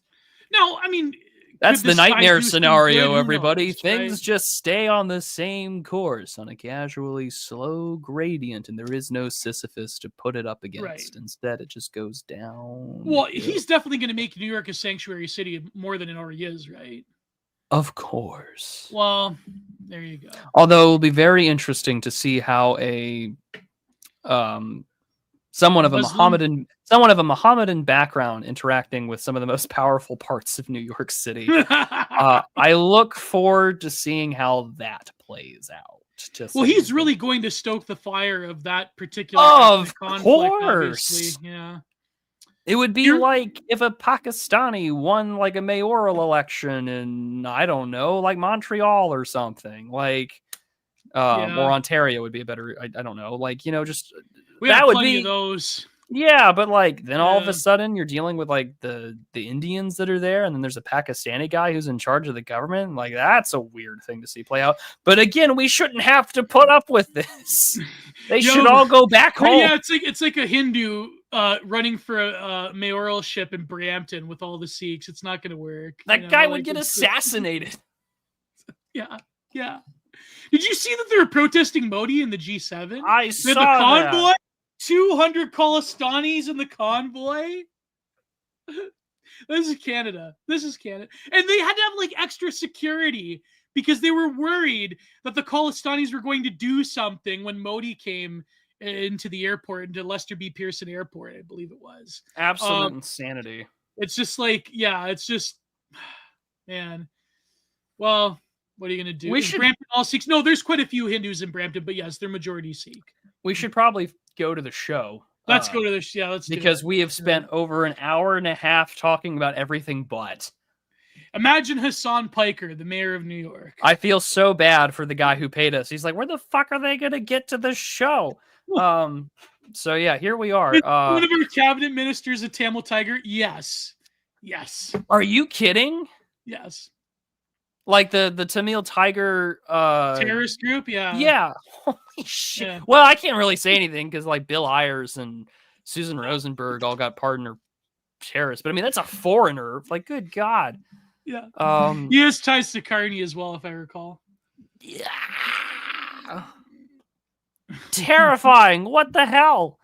How did you guys, like, I don't mean, like, I said this in a Q&A at one point in time, but I said, isn't it wild that, like, the Trudeau government speed ran the great replacement for Canada to beat our record? Like, per capita, like, and I mean, just, like, in terms of, like, population. Like, we have politicians that have ties to people that have assassinated people in other countries. Oh, I mean, so do we. Oh, yeah. Come on. I mean, like, Randy Fine. You know? Yeah. Or, like, Ruth. Right. But like, it's very funny how like I will say one more thing about Iran. It's very funny how like the neocon line about like Iran tried to assassinate Trump 2 times when a guy that was like the most like, like a literal Ukrainian agent tried to assassinate Trump. So yeah, I was about to say like one of the guys that tried killing him literally was like trying to run weapons into Ukraine. And the guy was crazy. He was a total lunatic. But like, well, I have his ebook. I will. Not to repeat, but I've said a lot of things over the years, but I will repeat it once more. David McGowan is right. Just gonna leave it at that. His book is fascinating. This Ruth guy, he wanted to give nukes to Taiwan. Based in Kenneth Waltz-Pilled, I don't know. Like, no, but like he wanted to like give nukes to like every basically every U.S. protectorate state, like and like every like libtard like you know cause celebra, right? Like it's anyways, let's move on. For those who got the spread of nuclear weapons, a debate renewed reference, you're welcome. But let's go to the show real quick. Yeah, I don't endorse that as an official position. I don't. Well, giving nukes to Taiwan. Yeah, I don't think that it's something I could reasonably endorse because I feel like the tension that would cause would be worse than the Cuban Missile Crisis. Well, let's go to the show to round out our discussion for this evening. Although this has been a fun episode because I didn't really have much planned. And I liked our cult talk. That was fun. Yeah, that was great. Don't let anyone say that you don't get variety on this show because by God you will. So to conclude off, we were paid handsomely before Digital Archipelago went on a break to review the show Haibane Renmei, which came out in 2002, in which a friend of ours, PJT, made fun of us for just like millennials when they find a Lane look-alike anime from circa 2005, and he had a little, It's like the little clapping kitten or whatever. Which we have reviewed Lane on the show. You can go back to the Digital Archipelago playlist that I have on this on my YouTube channel. It's just a giant playlist for all the episodes. I think we reviewed Lane on your channel, Gio. Yes. So you'd have to find that at the Lane episode on Gio's backlog of podcasts and episodes. But we were given quite a bit of money to review this, and it is a 13 episode little mini series that has very Buddhist and Christian themes, with very obvious sort of like Christian-esque iconography, or at least visuals with angels, literal wings, and a halo that gets put on your head when you're born into this world. But it's a very slow burn. The first 6 episodes that we covered really don't give you much to work for, other than this is not Earth, or maybe it is, and that it is a world wherein if you are born an angel and if you live in this town, you cannot leave it. Because if you are, terrible things can happen to you. Whereas if you're part of this like secretive religious order, then you're allowed to go outside, communicate with others, and trade. And we focus on a young, I guess like a 12, 13-year-old girl. I don't know how old she is. Her name is Raka. She's born into this world, and she's trying to make sense of this new environment that she's from. And she becomes close friends with all the other angels that sort of live in this like abandoned factory, old home area.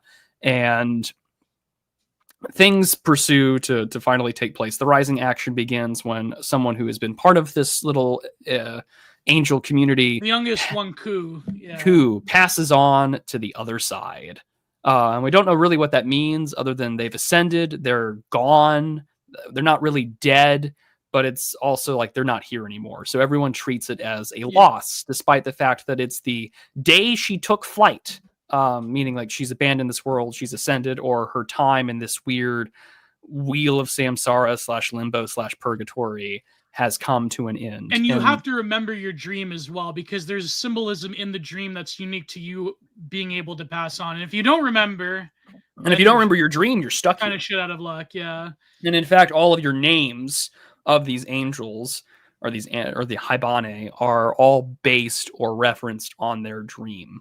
So for Raka, it's about falling, and it's about and of course, and this whole series opens with her falling, and she's falling face first into somewhere, we don't know where, with a crow trying to pull her up and save her. And the girl's like, "You can't do anything. Let me just fall and see what happens. It's over." And then that's how she's born into the world. She actually kills the crow, but then she finds the crow's body, and then she buries it, and the crow has to forgive her for, or we assume that the crow has given forgiveness or something. Right. We've assumed it. Yeah, like there's a lot that's kind of given in this like contradictory manner. So anyways, like one of the youngest people there that isn't like one of the children that they take care of, named Ku, goes out and ascends, basically dies or goes to heaven or whatever. They go to the next plane of existence. They're off to the upper room, so to speak. And it's not very clear, because there's it is opaque and is vague as shit, and you don't really get any answers. The show is deliberately vague, and you're given as much information as Raka is given, to the point of Raka has to go figure things out. And so Raka, feeling lost because this is someone who is friendly to them, and that Ku's last words to Raka are incredibly like, it's so on the nose that she's like, in the short amount of time I've met you, like my whole life, I have felt like there's this like cup being filled in me. Now it's at the brim, and you've given me the last few drops, and I thank you for it. And then she goes off into the western woods, and she goes and ascends. And of course, not everyone is taking this very well, especially Reki, sort of the matriarchal figure of this home. But for Raka, she's like, well, I got to go figure out what all this means. And so she does what you're really not supposed to do, which is to go out into the western woods and find answers. And for her, of course, this means it's wintertime, not a lot of protection, not a lot of clothing, exposure to the elements. She's been walking, she hurts her ankle, she sprains it. She falls into a well, and she finds the corpse of the crow, which I guess is sort of her eureka moment, wherein I guess she's either forgiven or whatever is wrong with her, so to Remembrance speak. is equated with forgiveness as well. Yeah, it's equated with this moment of forgiveness, because eventually she meets this religious order who she's not supposed to talk to with words, and they speak in a strange like sign language or whatever. But eventually she's just like she talks because she has nowhere else to go and she needs help. And so the guy this like cleric or whatever is just like, well, the crow has forgiven you, or have you forgiven yourself? It's kind of deliberately vague. And you're given this basically like weird... you can't wish forgiveness. You have to know forgiveness. You have to know your sins in order to forgive them. Right. And they're like, yeah, this is a part of the circle of sin, which of course, to be a sinner is not really given any definition for what it means to sin. There's not a Christian real understanding of that word. It's very much like Buddhism, where like if you desire proper dharma, that is also an improper desire.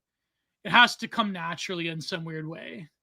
It's like, because if you want to achieve liberation, the desire of liberation also, ironically enough, holds you back from nirvanic or satori or nirvana or moksha. So it's like that paradoxical thing where it's like if you desire that thing, that's also a desire that's holding you back. And so it's like, to want forgiveness is a form of holding yourself back in a weird way. You have to just like, it's like, yeah, exactly. It's like kill your ego and shit. Yeah, exactly. Yeah. Yeah. No, it's not so much the ego as it is insecurity. Right. At least in the context of the show, it's not about ego. It's about like the insecurity brought on by the unknown. Like if you just accept whatever the circumstances are, then you are. And basically, if you accept it is what it is, and that you don't have to let the past hold you back, then you're free. Because the cleric kind of gives Raka the implication that like, well, because you have found catharsis or emotional release, you've basically let go of the baggage, and your time will come eventually to whenever you're ready to move on, or whenever that time is right. Like the baggage of sin has been let go because you've achieved some kind of emotional release. Although even Rock is like, well, I don't know how true that is. Like, I don't know what it means. I just feel this weight lifted off because the crows have been trying to send me here and give me a sign, which of course, like for me, I'm like, wow, I see where Hidetaka Miyazaki got all this Dark Souls shit from, because of the crows being messengers. But like, well, yeah, what No Curtain said, like, desire for no desire is desire itself, which is a very famous Zen koan. Yeah. So I mean, for her, it's now like, well, you kind of know more than the others. You've kind of achieved this gnosis of sorts, and because you're kind of aware of how things are, and because you've already kind of broken the rules, like we can give you a task, we can give you an assignment because you haven't been properly working in the town. You've been trying out all the other jobs, but we have one special for you. Yeah. And so she kind of gets inducted into this religious order, and her job is to go to the temple where they go. And she's on a boat in special gear, kind of on the river Styx, but not really. And she is to clean these tablets of names, which are names of what we would call the holy. And you will see strange things and hear strange voices, but the suit will protect you. So just ignore them and do your job. Don't go into the river. Don't fall in the water. Whatever you do, or else it's over. Yeah. What is and what's that? I mean, it's clearly a River Styx reference. Yeah. But she hears Ku's voice while she's doing her job of cleaning the angel dust off of the sacred symbols. Yeah. But we're gonna say Prude. And it's also and again, also like, don't touch or drink the water because you might lose yourself. The river of forgetting. I mean, there you go. I mean, there you go. Right? Yeah. What is it? In Greek myth, who was it that drank from the river forgetting? Orpheus? Or no. I don't know off the top of my head. I was thinking Eris's daughter. Eris's daughter. Yes, that's right. Yeah. The personification of oblivion. Yeah. Lethe or Lethe. I don't know how to pronounce it. Leth. Yeah. Yeah, Leth. Yeah. She drinks from the river. She forgets herself. And I don't know if she forget. I know she's just it's associated with her. Yeah, but then they'll she had laugh to go to Hades to like to like gain back knowledge of something. I forget. Yeah. I need to brush up on my Greek mythology. I'm clearly making an ass of myself on the air. So no, I mean, like for the sake of the show, she's assigned this sort of River Styx-esque job where you're going down memory lane, so to speak, and on the tablets inside this circular river thing that you're writing are the names of the ascended or the names of the holy. And she's supposed to collect these little flakes off of it that are bright gold. And she says, these are what we use to make your halos. So the gold that comes from the names of the holy are the halos that are on your head, which of course the halo isn't really explained for anything at all in the show whatsoever, which is a little frustrating. They have like a training like perch for the halo. Although naturally the perch will come off and it just floats on your head. And that's how you know you've kind of developed as a Haibane or whatever. You need like training wheels for your halo. You need a training stand for your halo before you can float on it all the time, which is really strange to. Again, you're not given a lot to work with. This is a half-baked world, and it's designed deliberately so. Well, someone said that I remember reading reviews of this, and someone said that, like you were mentioning the slice of life element last episode, that it's sort of like oh yeah, it's very slice of life. Yeah. That there isn't a traditional, like, for example, in traditional shonen animes, for example, like where there's clearly an antagonist and a protagonist, and there's like sort of an arete of like mutual competition. There's none of that here. It's almost like they're experiencing a mutual journey towards the beyond, but at the same time, it's through a very individualistic means of coming to terms with your own trauma and your own past. So here's one review I read. This is from an anime forum. Okay, go for it. Read away. It's like an anime subreddit. My view, all the Haibane are people who died young, apart from infancy to about 15 or so. Geli, which is the town, is purgatory. The children are those who died from disease, while others died from accidents. The factory, which is on the other side of the thing, or sunsetting, the old home, which is where the main characters are, the old home. As indicated by the name referenced and how they died. All must work in some way, can take no payment, and must use clothes and items. All the work that they have to do is repetitive, but not too taxing either physically or mentally. This combines us to a monastic existence for the Te Haibane. I don't know if that was like written deliberately, Te. Do you remember that, like, remember the scene kid speak? Yeah. XD RAR. You probably banged a few scene chicks back in the day, Prude. Anyway. I didn't need. I'm in this picture and I don't like it. Shut the fuck up. Anyways, that was uncalled for. Not a comment. Sorry, 100% true. Why don't you shut your mouth? Did she go XDR? No, heavens no. Oh my god. Anyways, sorry. So I'm in this photo and I don't like it. Shut up. To better lead life of self-contemplation to prepare for their day of flight, ascent to heaven, or a proper reincarnation. Failure to succeed at this, such as falling into a sin-bound spiral of despair, such as not Raka. What's the Raku? Reki. Reki, yeah. Leads to becoming a Haibane Renmei, whose lifelong punishment is being unable to speak and having to guide. Oh my god, this person can't spell. Having to guide new it's Reddit. What do you want? This person's probably like 15 years old. Having to guide new generations of Haibane to achieve what they could not. Haibane aren't born sin-bound, but instead is caused by getting into a cycle of despair and depression and self-loathing.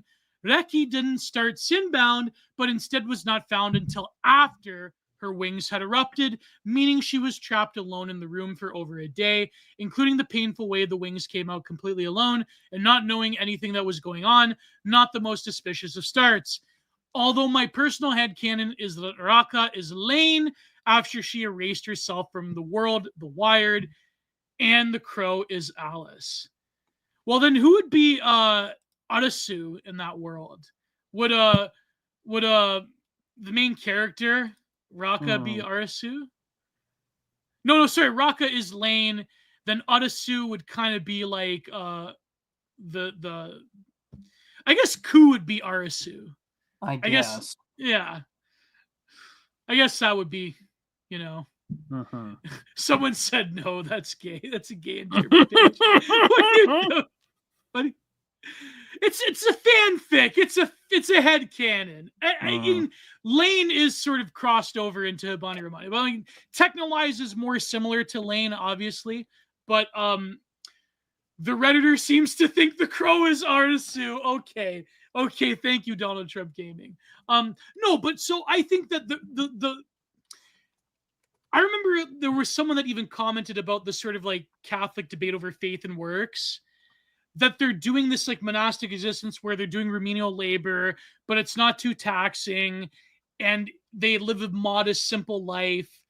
And it's sort of like there is faith, there is good works, but in a way it is kind of like a Catholic or a semi-strangely Catholic anime. But also the redemption through both remembrance and also repentance through asking for help. Like Raka, in the end, like there's this, the last episode, there's this monumental scene with a train. You know what happened. You can guess what happened to her when she was immortal. When there's a train, right? Mm-hmm. She finally asks for help. That's the thing. So no one else could get through to her, but now she finally asked for help because of this very special Haibane that was born. And then what happens after the main character ascends? 2 eggs happen, which is a very rare occurrence when there's 2 eggs at the same time.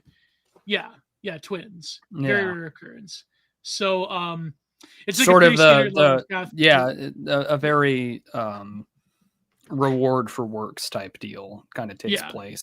But I mean, like, this is the thing is that because you're given sort of the vagueness of it, like it does leave it very open into interpretation. Like, the girls at this home or this particular area are either like children who died very young due to disease or whatever, but like clearly the older ones, it's pretty heavily implied that y'all ended your own mortal existences. Like, the train imagery could not have been more obvious. This was not an Indian walking video. This was like someone deliberately saying, you are waiting for a train. You don't know when that train will come, but you know that it will take you somewhere far away. And like clearly Reki had probably ended her own life. And so, you have this whole sinbound thing with like, you have these beautiful like white, gray feathers, but if they're like darkened, like this illustrates that you are sinbound, and you can cover it up. Black sheep, she's the black sheep. Mark of Cain. She's the Judas goat. She's the Mark of Cain. And if you can heal it with medicinal stuff, but like the sin doesn't actually go away. You have to actually work that out yourself. And that's the last like 4 episodes of the show really focus on helping Reki overcome her own sinful past and her own guilt that she carries in order to find a way to let it go. It has a very Touched by an Angel kind of vibe, for those who remember that show. Touched by an Angel. Because I mean, that's what it was. It's like, well, you're stuck here, and if we help you like get over your stuff, then you two can move on, and it'll be okay. And now that I say that, how long did that show run for? 1994 to 2003. Oh my god! I had no idea it ran for that many. My mom used to watch that. Oh, same. I didn't know it had nine seasons. Oh my gosh! I had no idea. Cool. Well, that'll be. I didn't know it ran for that long. I grew up like, because my mother loved that show.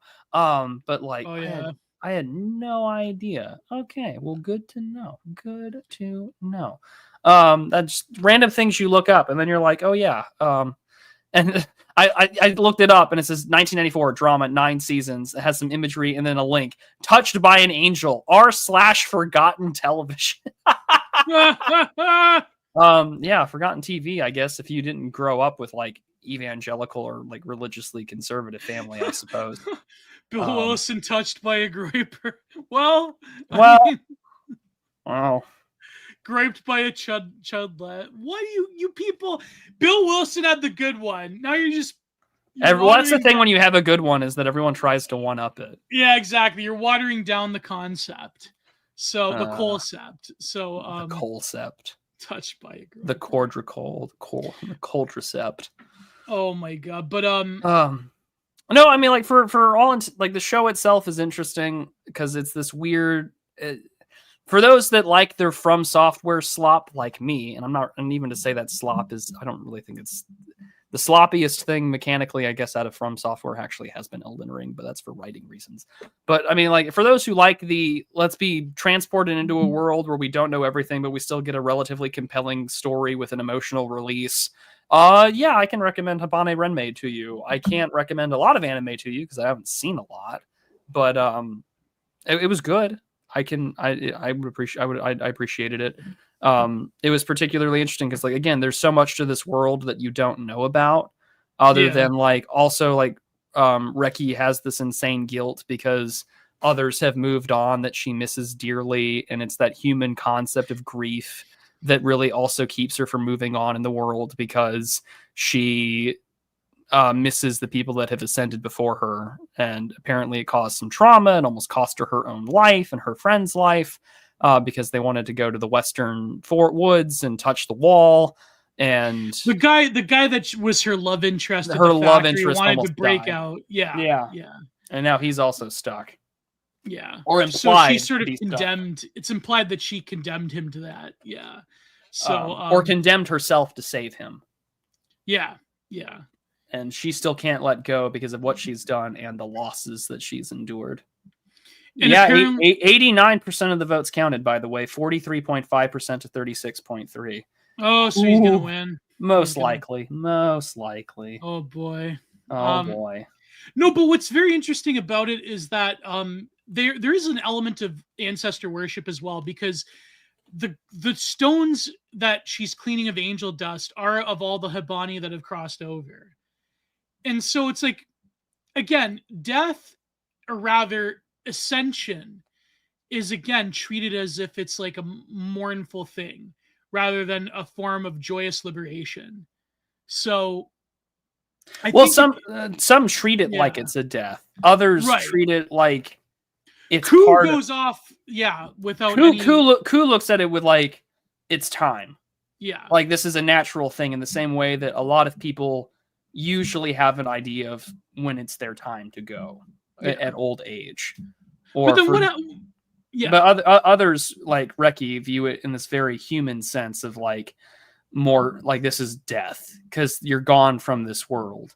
You know, like for in the Christian sense, like you have the wisdom literature in the Old Testament where I'm now going to just pull it up real quick.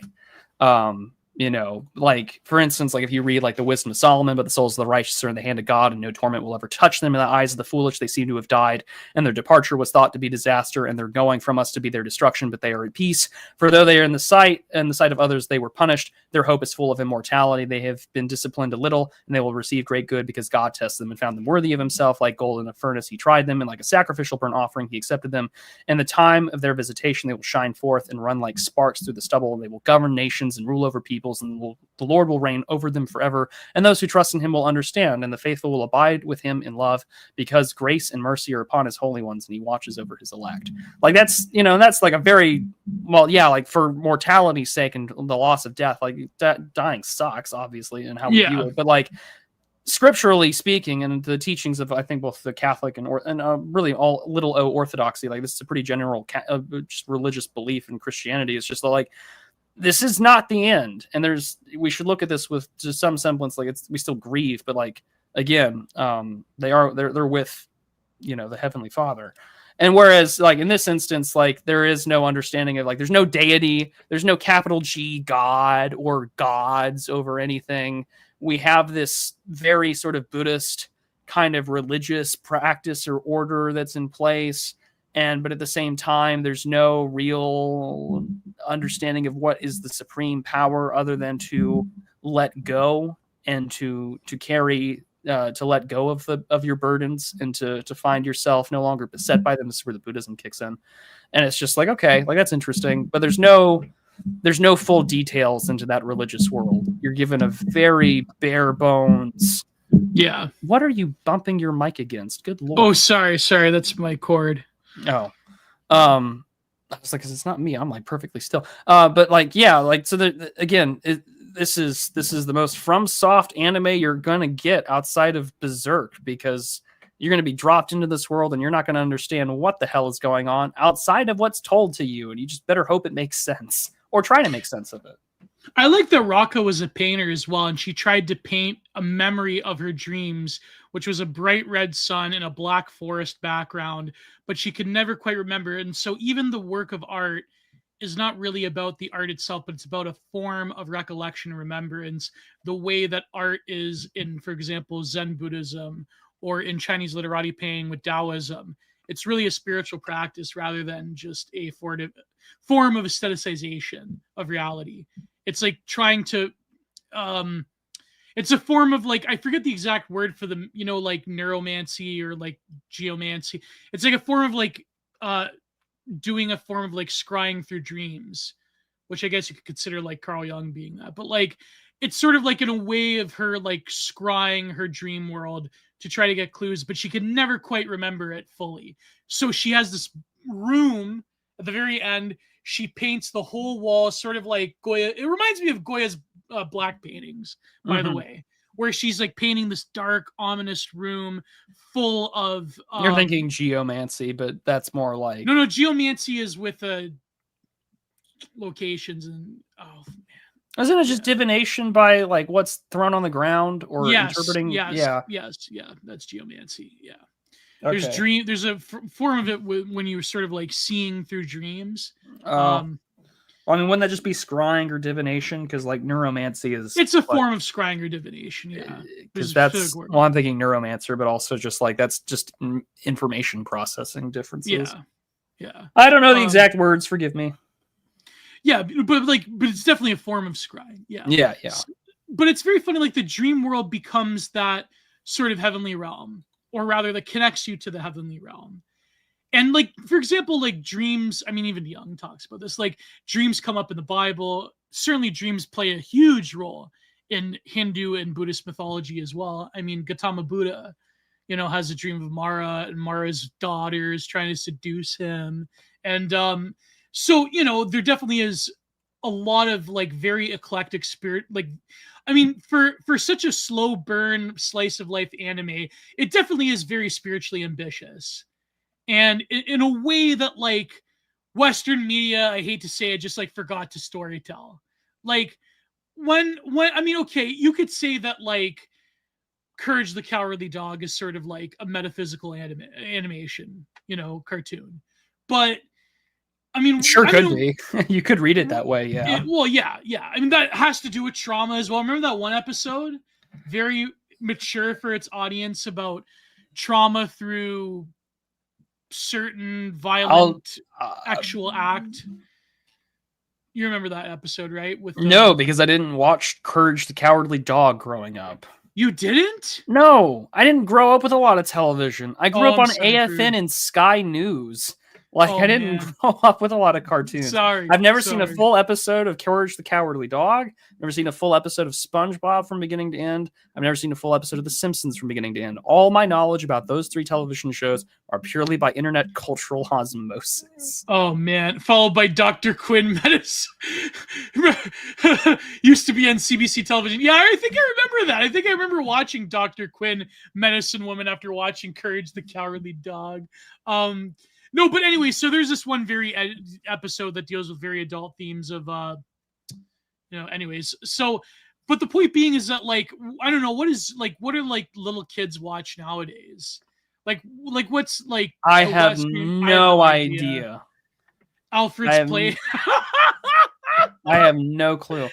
Alfred's Play. Yeah, that definitely is a metaphysical cartoon. Alfred's Playhouse. Like, I don't even want to think about cartoons and all that shit. Like, Coco Melon. Oh my god. My children will not have any of that shit. No, thank you. No, thank you. Do you get that reference, Prude? Alfred's Playhouse? No, I don't. Emily Eucas? Oh. Yeah, Alfred. Yeah. Oh. Bluey, there you go. The dog on fire trucks. Do a Bluey episode. Do I will never get over the was it the Atlantic that had that guy write the Paw Patrol fascism article? Yeah, yeah. Um, Paw Patrol's propaganda. I had an ex-girlfriend who she had a very younger brother, and he was just like obsessed with Paw Patrol. And I was like, I watched an episode of it, and I was like, well, this could be way worse. Like, this is actually pretty pro Law and Order. I see why he wrote that this is like fascism, and it's just like the dog, and then it had all the edits like 5 years ago with like the main dog being Derek Chauvin. Like it's okay. Like, we can have a little Law and Order.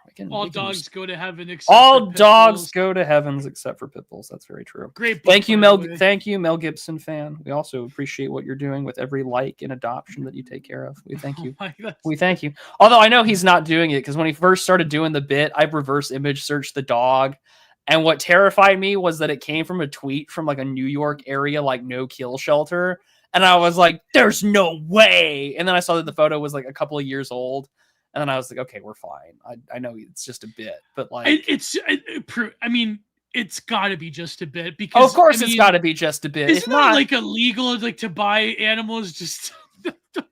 Well, if he lives in New York, aren't there certain like slaughter exceptions and shit like that? I don't know. I think but, like, so. Yeah. I'm not. So. I know it's a bit. I just have to laugh at it because the it's like Hitch Slap always asking rhetorically like, what is it people about like the dog question? Like they'll always like it's always Chihuahuas and pit bulls, and I'm just like, Hitch Slap, you're not stupid. Like, come on, buddy. You know exactly what this is a proxy for. And he's like, I refuse to believe it. And I'm like, buddy, my guy.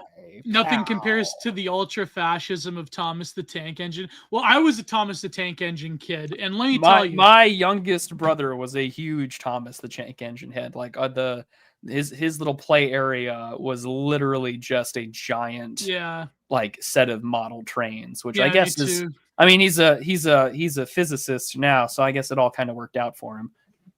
Did you say Thomas the Tank Engine? Can you imagine if Cenk Uygur had a cameo in Thomas the Tank Engine? Why would you wish that existence on anybody? No, I'm sorry. I mean, you said Thomas the Cenk Engine. The Cenk Engine. Oh, if I did, it was a mispronunciation. But no, I know. I'm just making a joke, bro. Imagine because now the faces are digital apparently. Imagine Cenk Uygur as a modern Thomas the Tank Engine. I'm about they to ruined it. The faces. Oh my god! They ruined it. These kids are growing up. They don't know the magic of it. As much as I hated him, George Carlin did a pretty damn good job as the voice of Thomas the Tank Engine. I hate to say it. He was the voice. Thomas the Tanky. Thomas the Tanky. Oh, that's good. No, but what I was gonna say, Thomas the Tank Engine, you could make. I mean, nowadays they've tried to like. He was the narrator. What the hell? You didn't know that? No, I didn't. It was him. Then it was Time to just go look up. It was George Carlin. Then it was Ringo Starr. And then it was Ringo Starr was the original. Then George Carlin. Then was it Pierce Brosnan? A surviving photograph of James. Yeah. Okay. Well, series 1 through 3. Let's go look this up. Who played who? Voice cast. That's what I want. Yeah. Yeah. List of voice of Thomas and Friends actors. Apparently James May is playing, or Joseph May, I should say. Joseph May. Wow. Let's see. Who played some of the original? Let's see here. Ben Small, Martin Sherman. Some of these names sound familiar. Martin Sherman? Yeah, Martin Sherman. Wow. Narrators. Yeah, Ringo Starr was one of the first 2 series. And then I had no idea that for the United States, it was George Carlin. I had no idea. Yeah. Yeah, I mean either. I found out years later. Wild. Absolutely wild. I know Alec Baldwin Pierce did it. increased the size of all engine boilers. Nothing, well, that's a whole other question. Yeah, well, also it's because Alec Baldwin did that the film thing. Yeah, and they stopped doing models after 2008, and then it just became all CGI since 2009. Terrible. They ruined the magic. Kids don't know the magic of original Thomas the Tank unless their parents, unless they're like Soylenial parents, make them watch it. They don't know the magic of the original Tom. Yeah, all characters were unvoiced with the exception of the narrator until they switched to CGI. Yeah. Oh, Alec Baldwin did a pretty good job in the movie. What an insane! That's so depressing, actually. LeVar Burton was in it. I'm sure. Did you ever watch Reading Rainbow, Prude? With Geordie LaForge, LeVar Burton? No, I was a Wishbone kid. Me too. I loved Wishbone. I was a Wishbone kid. Remember that one where the episode they didn't have power, and then Wishbone went back to Rip Van Winkle or whatever? I think so. Yeah, they didn't have. I remember they didn't have power. That was the one episode like the town didn't have power. Wow, the production locations were in Plano and Allen. I had no idea. Look at that. Incredible. Yeah. Soccer the dog. Apparently he's dead now. Dude, he's been dead since 2001. Oh no! He was 13 years old. He had a great career. He lived a long life. This is the first time I've heard this. This is the first time you've heard He this? was an amazing dog. Oh man, wait. He had an amazing life. In the same way, Moose was the sole dog who made it all the way through Frasier and died in 2006 at the age of 15. Really? Yeah. Oh my god. Yeah, he worked. What a trooper Moose his was. Entire life. Yeah. What a great dog. Oh man, but what I was gonna say is, what an amazing. What a good boy. What a waste. No, but I was gonna say Thomas the Tank Engine. They tried to diversify it and whatever, but it really is you could write it's trains. No, but it's Victorian England. It's got that aesthetic. It's got of course, worship of authority in some weird way. Sir Topham Hatt's he's like the Winston Churchill-esque type of figure. I'm sure some kind of right-wing content reviewer could probably do a good job on it, so Paw Patrol is fascism, Wishbone is fascism, Thomas the Tank Engine's fascism, at least up until recently. What else? I mean, I don't know, all kids media is fascism. So yeah, this is the ultimate thing. It's just children's programming is meant to instill a basic understanding of morality and the public good in a high trust society. Modern libs, that's fascism. These people's spines have not been sufficiently traumatized, and we need to take care of that. All right, put them in skibbity toilet fascism. put them in the spine traumatizer machine. That's all I can say. Yeah, we're gonna put him in the spine traumatizer. I'm tired of this shit. It's over.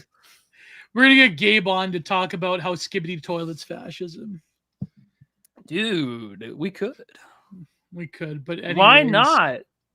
Yeah, we could. Wait, hold on. We gotta get Gabe on. God, what is it? Oh yes, that's exactly what I need. An episode with 2 Gios. One's enough. No. Who's doing it? Who? Michael Bay. Michael Bay is apparently doing a skibbity toilet film. Oh my god. Then we can have Gabe on. We can do that as a movie review. The fascist undertones of Skibbity Toilet, Digital Archipelago 159. It's coming. It's coming, kids. I understand. There's your episode 169 is the Skibbity Toilet film review. I understand making the Backrooms film with cane pixels. That makes a lot more sense. But how can you make a Skibbity Toilet? How can Michael Bay? Whatever happened to Michael Bay's Clownvid movie? Did that ever get greenlit? Remember he had the commercials for it? Did that ever get made? He had a COVID film? Yes. Michael Bay. I think everyone just didn't want that to be made, so nobody. Songbird. Yes, that one. No, apparently it is. Is it out? It's based on the pandemic, produced by Michael Bay and Adam Goodman and a whole bunch of other very Hollywood American names. Um, did it come out? Apparently it did. Release Wow. date December 11th, 2020. People like memory hold it. Where can you watch that? It was overwhelmingly panned by critics, who said it did not take advantage of its premise, although Stormar's performance was praised by some. Okay, well, with Sophia Carson, Craig Robinson, Bradley Whitford, Demi Moore. What the hell? Yeah. Wait, I'll be back in a minute, Prude. I just okay. Well, chat sounds like that might be a movie that Gio and I can review at some point in time. I had no idea such a thing would exist. But yeah, like the anime that we had watched for the sake of review is good. I thoroughly enjoy it, which is terrifying because I don't watch a lot of anime. And then every time that you guys make a recommendation, I'm like, oh, this is good. And then you have like that like Dean from Community moment where you're just like, I hope this doesn't awaken anything in me. Although my psychosecurity is pretty strong enough to not really worry about that. So I think we'll be fine.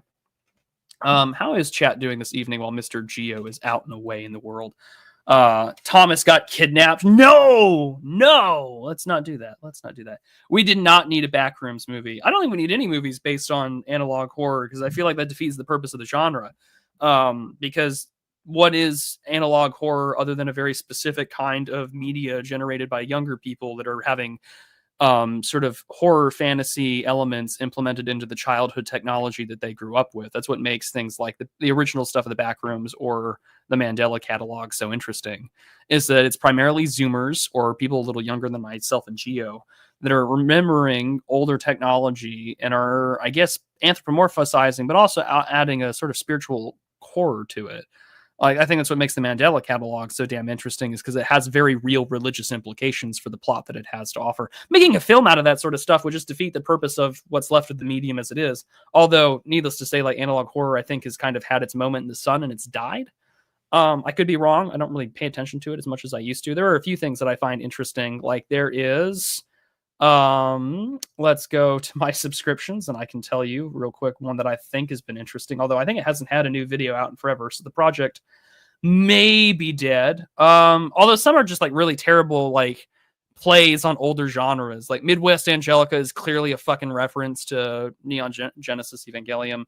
Mare Ignis is a really interesting one because it has this whole like alternate world about like the United States Deep Space Bombardment Force, and it's been 6 months. I think this is dead. I could be wrong. Any posts?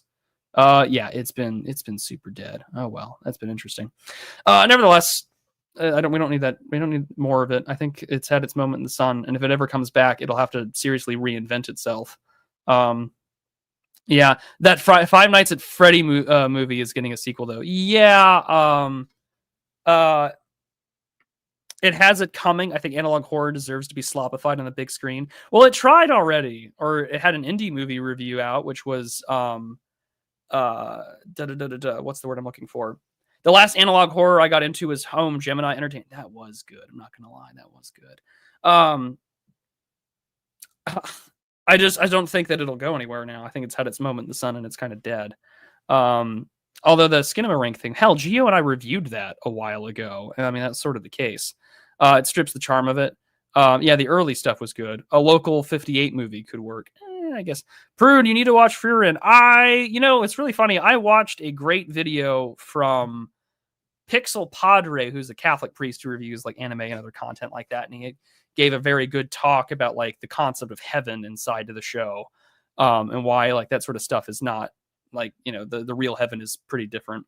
The one Rob Dyke did, Greylock, was pretty good. It was pretty good. And then Videodrome was great. Like there's a generational divide that we have right here.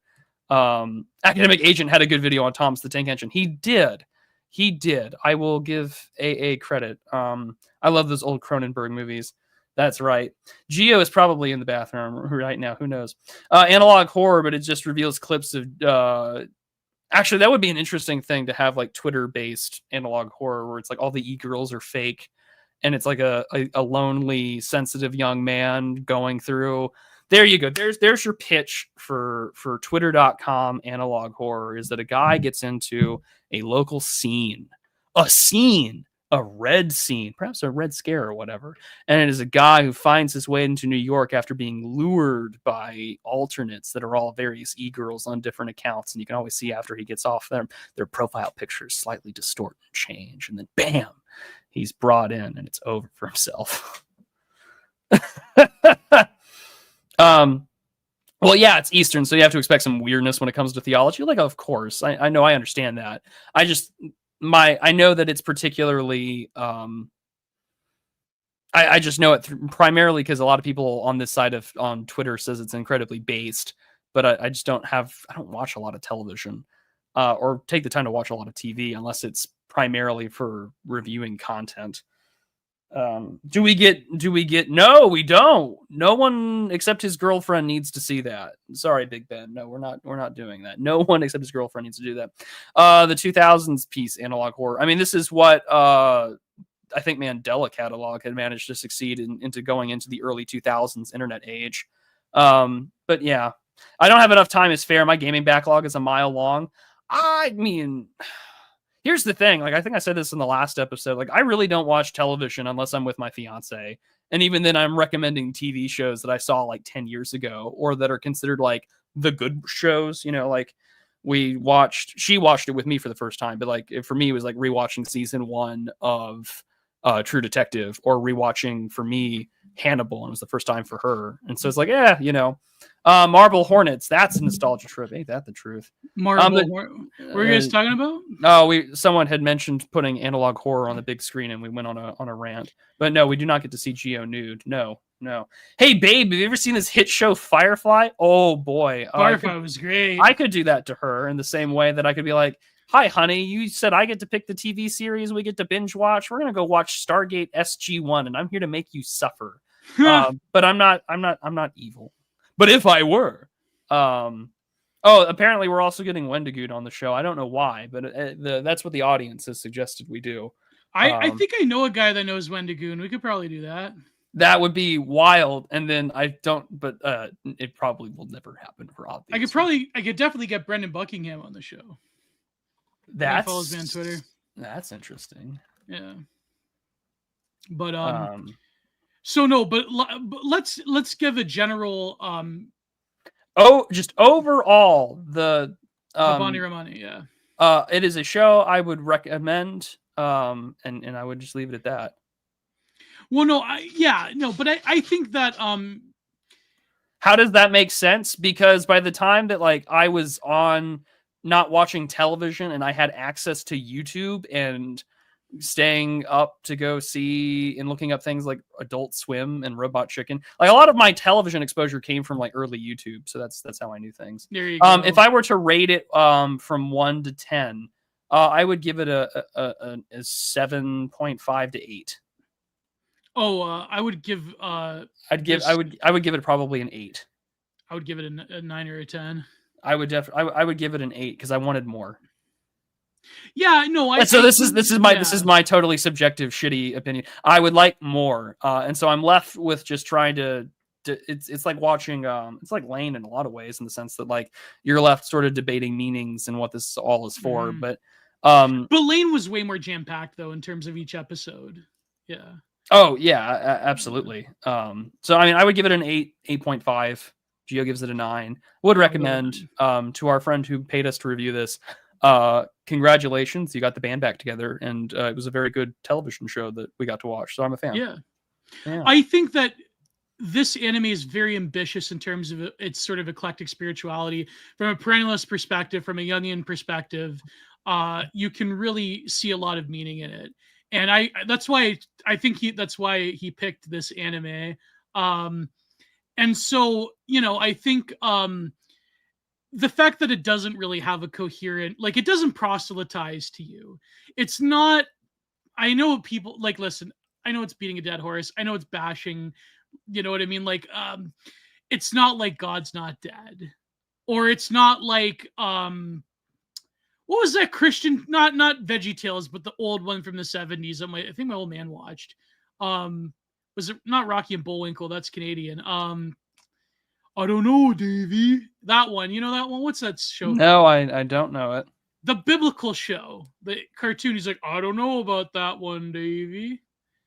Davey and Goliath, is that what it's called? No, because that would have. Yeah, Davey and Goliath. I was right. I was okay. Yeah. Oh, I figured you. Not something I grew up with, or not before my time. That's probably something your old man and your mother probably grew up with. Maybe question mark. I have no idea. I don't know what my I know my mother. Goliath, I know my mother did not grow up with a lot of television. My mother grew up very poor. Oh man. But like, yeah, I don't know. But it's of that sort of Well, no, VeggieTales is like definitely our generation. Our generation to Zoomer. Yeah. But yeah. Oh, isn't it so depressing? Because like you can look up those people who were part of VeggieTales, like Phil Vischer on Twitter, and they're total shit libs. That doesn't make any sense. I think it does. I think it does in a lot of ways. No, but isn't like VeggieTales like a Christian evangelical show?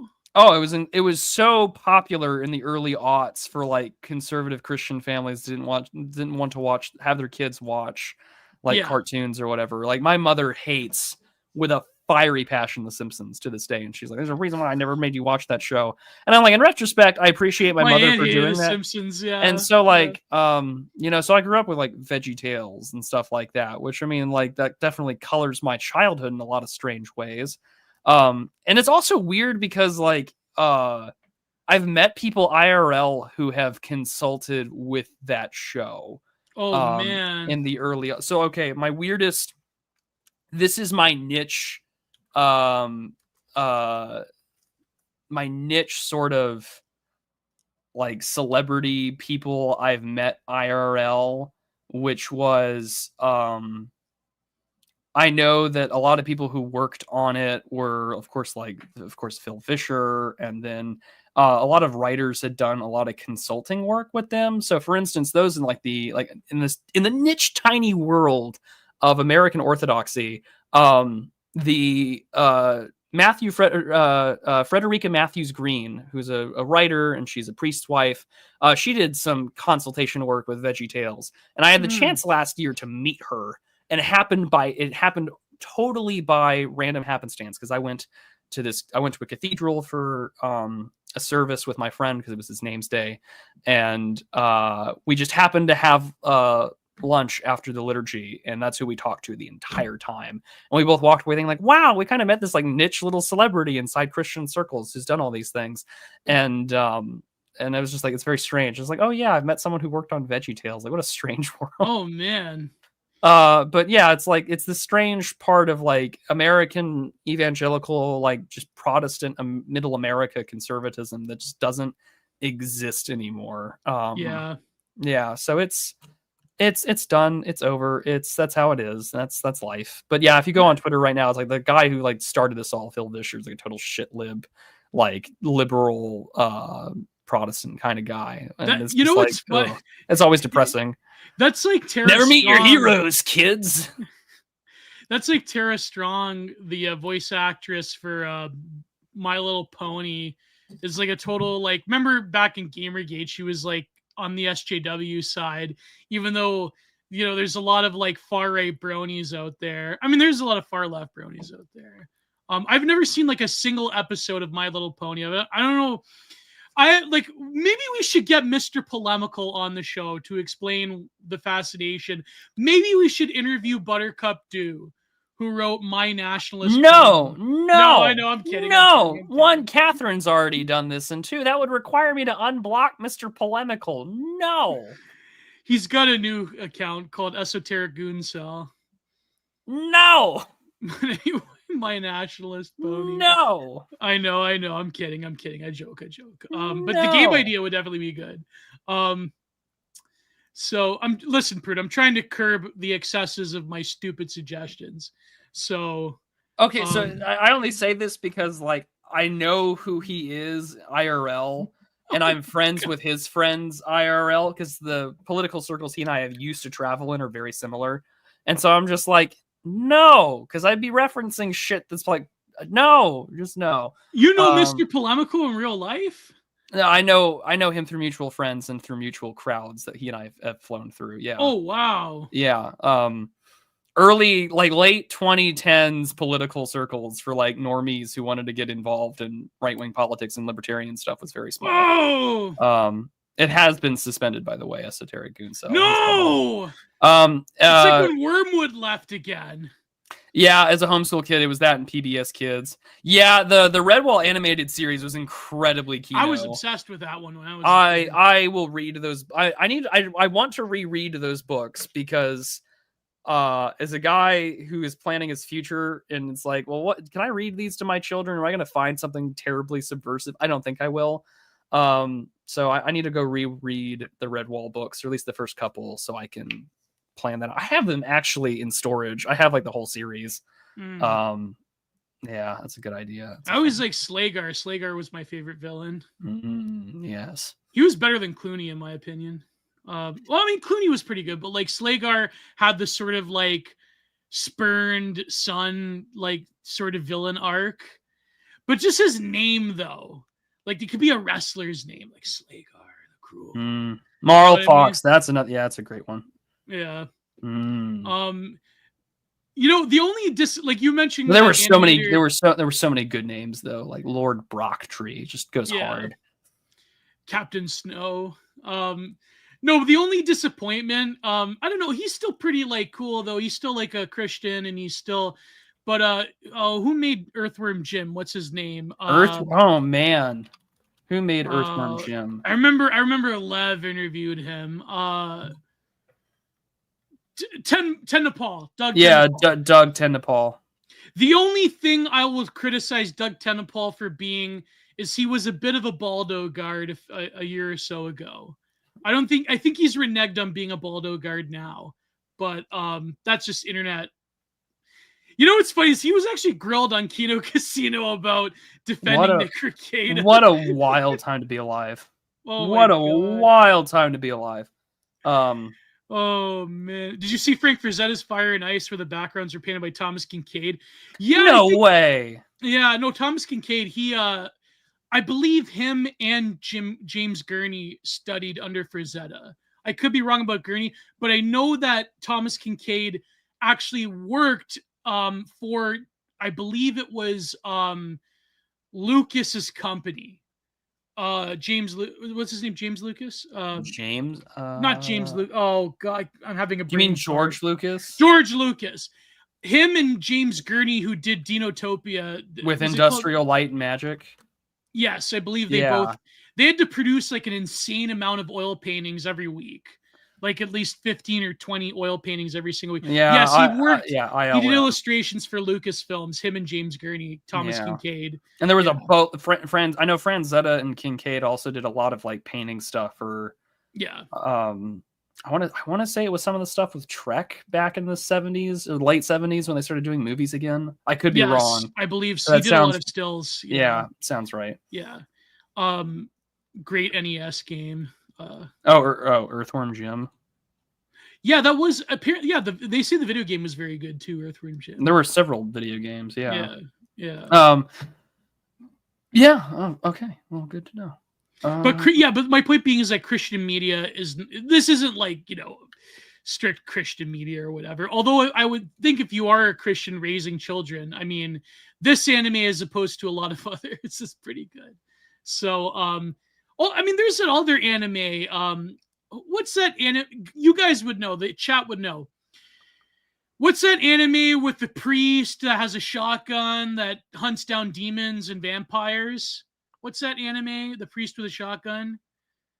Are you referring to an anime or a video game? An anime. Okay. It's like a priest with a shotgun. Because I'm almost positive you're referring to that. I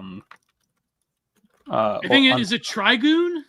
I think you're referring. Well, there's Faith, the Unholy Trinity video game that has a priest with a shotgun. I think it may be Fate or that's a game though. Trigun. Oh no, Trigun. Yeah, that's Trigun is not. No, that's with Gunsmoke. That's about outlaws. No, but there's an anime with a priest that hunts demons or vampires or something like that. Oh, well, I'm okay. Well, chat can. Oh, I forget. Hellsing, is that what? Hellsing. Let's go look. Yu-Gi-Oh! You guys are too much. Oh man, you're trying to trip me up now. Series effort surrounds a royal order of Protestant knights, originally led by Abraham Van Helsing. The mission of Helsing is to search for and destroy the undead and other supernatural forces. Well, that sounds interesting. Could be Helsing. Yeah, I could be. Yeah, confused. it sounds like a good time. But again, this is I don't watch a lot of, or I don't read or watch a lot of this sort of stuff. Yeah. Trigun has a gunslinger preacher. No, it does have a okay. Yeah. All right. Well, it was Digimon. You guys are. Oh, that's enough of the anime discussion. I think I think our friend has gotten his money's worth. Yeah. Anyways. All right. Well, let's head. What do you think? Super chats, or do you want to talk more about this mayoral race? Who cares? I'll find out when all the votes are counted in, because also this is ranked voting, mind you. So we'll see what I guess the other candidates have for their second or third choices and see how this all plays out, because it is ranked voting. So we won't know until all is said and done about all that jazz, and we'll see what happens and if there's a runoff or not. God only knows. So let's just go ahead and head over to the super chats. I will have a new Discourse Corner episode out this Thursday, and I am finally going to put together that. There'll be a long review and sort of a response video to a video I watched. About that one? There was this great video, and I don't want to say it was a great video, but it was a video that got me thinking, which was called "What is Halo Without Nostalgia?" And it's a small channel. I wanted to read something about nostalgia. Go ahead. Yeah, go ahead. But it's unfortunately a part of this like terrible trend of I really hate the YouTube trend of guys talking with their like mic in their hands and they're just like venting. And I know it's done because it's cheap and you don't have to edit video. You can just make it kind of a casual cutaway. I really don't like this trend. I really hate it. I don't want to fucking see your face. I don't want to see your face. I don't want to see your microphone. I don't want to see your setup. I don't want to see your bedroom. Just talk and shut up and don't let me see you. The YouTuber should be heard and not seen. But that's just my personal opinion. Although I'm about to show my face and look nice for tomorrow because I'm going to be on Oren's channel talking about his deal. Please get Oren to invite me on as the wild card. That would be. I've been trying to get him to invite Dimes on. I mentioned it the last time I was on there, but speaking of wild cards, yeah. So, anyways, this was a YouTube short. It was one of those 90s and 2000s nostalgia videos that always has either aquatic ambience or childhood by Daniel. This one has childhood by Daniel. So this is the top comment that I believe I replied. Where is it? It was a very good one. Here you go. I think I replied to it as well. Let me see if I replied to it. Yes, I did. So this person is called Pilps. Oh my God, 170K subscribers. What does this person do, Pilps? I don't know. It does some kind of comedy. There's like nations, like the Hungarian experience, the Irish experience, the ballistic. I don't know. Anyways, so this person commented on this YouTube short.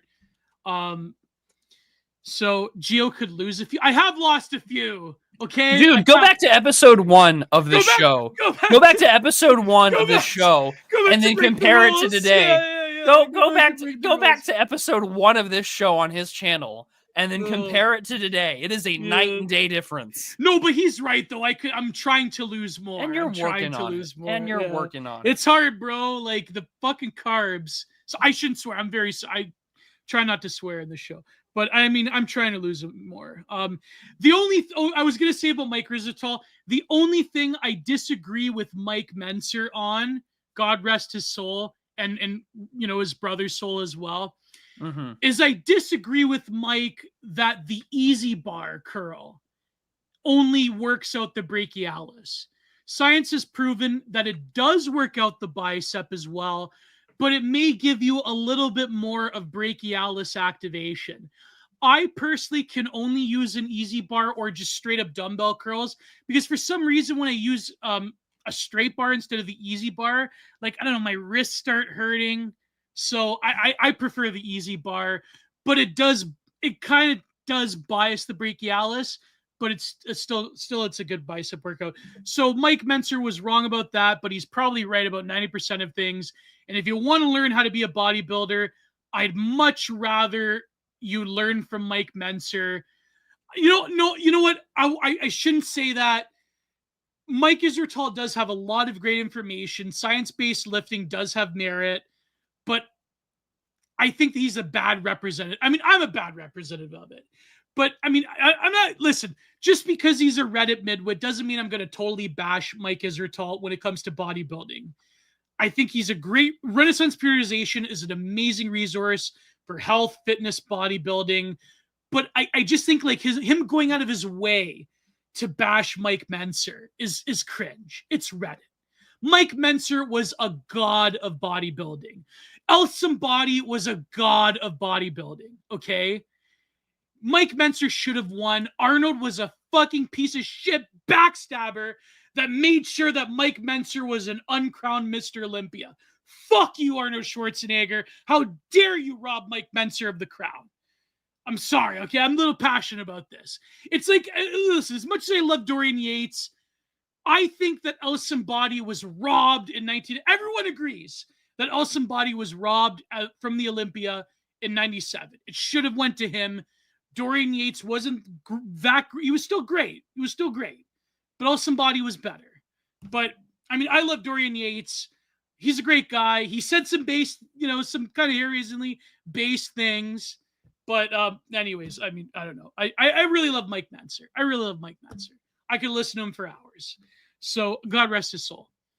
So anyway, I'm sorry, Prue. I'm sorry, Tell us how you really feel.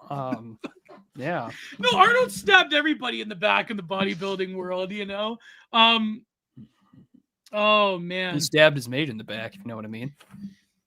You can't lift once a week. Menser was full of shit twice a week. No, I think if you modify high intensity training, I think like Mike Menser was a bit too much of a fundamentalist, but you know, I still think a lot of what he said was sound. But anyways, so being a millennial is really weird because we're the first generation to have digital childhoods that was only partially preserved. Our memories are online, but fractured, blurry, and scattered, not quite lost, but not quite reachable. Tantalizingly obstructed, beautiful, and sad. We sit at a strange crossroads in time. Our childhoods live somewhere between analog and digital, in half-saved chat logs, corrupted files, low-res camcorders, clips, uploaded once and never forgot, and never once again. In YouTube comments of unlisted or sadly deleted videos forever. In dead MySpace and Bebo pages, in TV shows that aired one summer, never made it to DVD, kind of like the King series, and now exist only in forum thank threads. God. There was actually a Canadian series about supernatural stuff called Beyond, and I could never find the show. If you're a Canadian, you remember watching Beyond on Space, the Space Channel, hit me up. I mean, it's lost to history, but anyways, that's where when I was a kid, actually, I learned about satanic ritual abuse by watching this show. Anyways, wait, what show? It's called Beyond. It was a Canadian show. It was all about like supernatural stuff. It's basically like Coast to Coast AM type of stuff. But they had one episode on satanic ritual abuse that scared the shit out of me when I was a kid. Well, it could have been worse. It could have just been Beyond Belief, but with a Canadian host. Yeah, well, anyways. Unlike generations before us, we could only rely on stories and physical keepsakes, or generations after us whose every moment is backed up on the cloud. We exist in the glitchy middle ground. Our nostalgia feels almost haunted, a song you vaguely remember playing into your head, but no Shazam can find it. A computer game you loved is unplayable now, locked behind lost software or outdated hardware, or sadly just not digitally backed up or even not mass-produced enough for copies to be found. You know it exists, you can't just get into it. There's something deeply poetic about this. Our past is there, but the tools to reach it no longer exist. We are archived but not preserved, documented but not accessible. We're the lost and found all at once.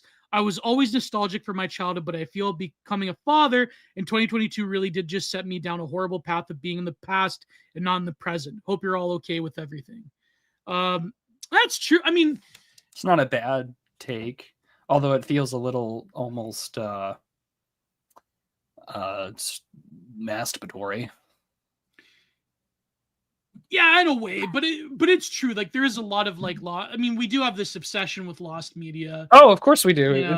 It is the most millennial hobby I can think of is lost media, and not in the sense of like I'm looking for obscure like TV shows from when I grew up. It's also like obscure stuff that I never knew about, but people tell me about. You know, like alleged cuts and things like that. It's a very millennial activity.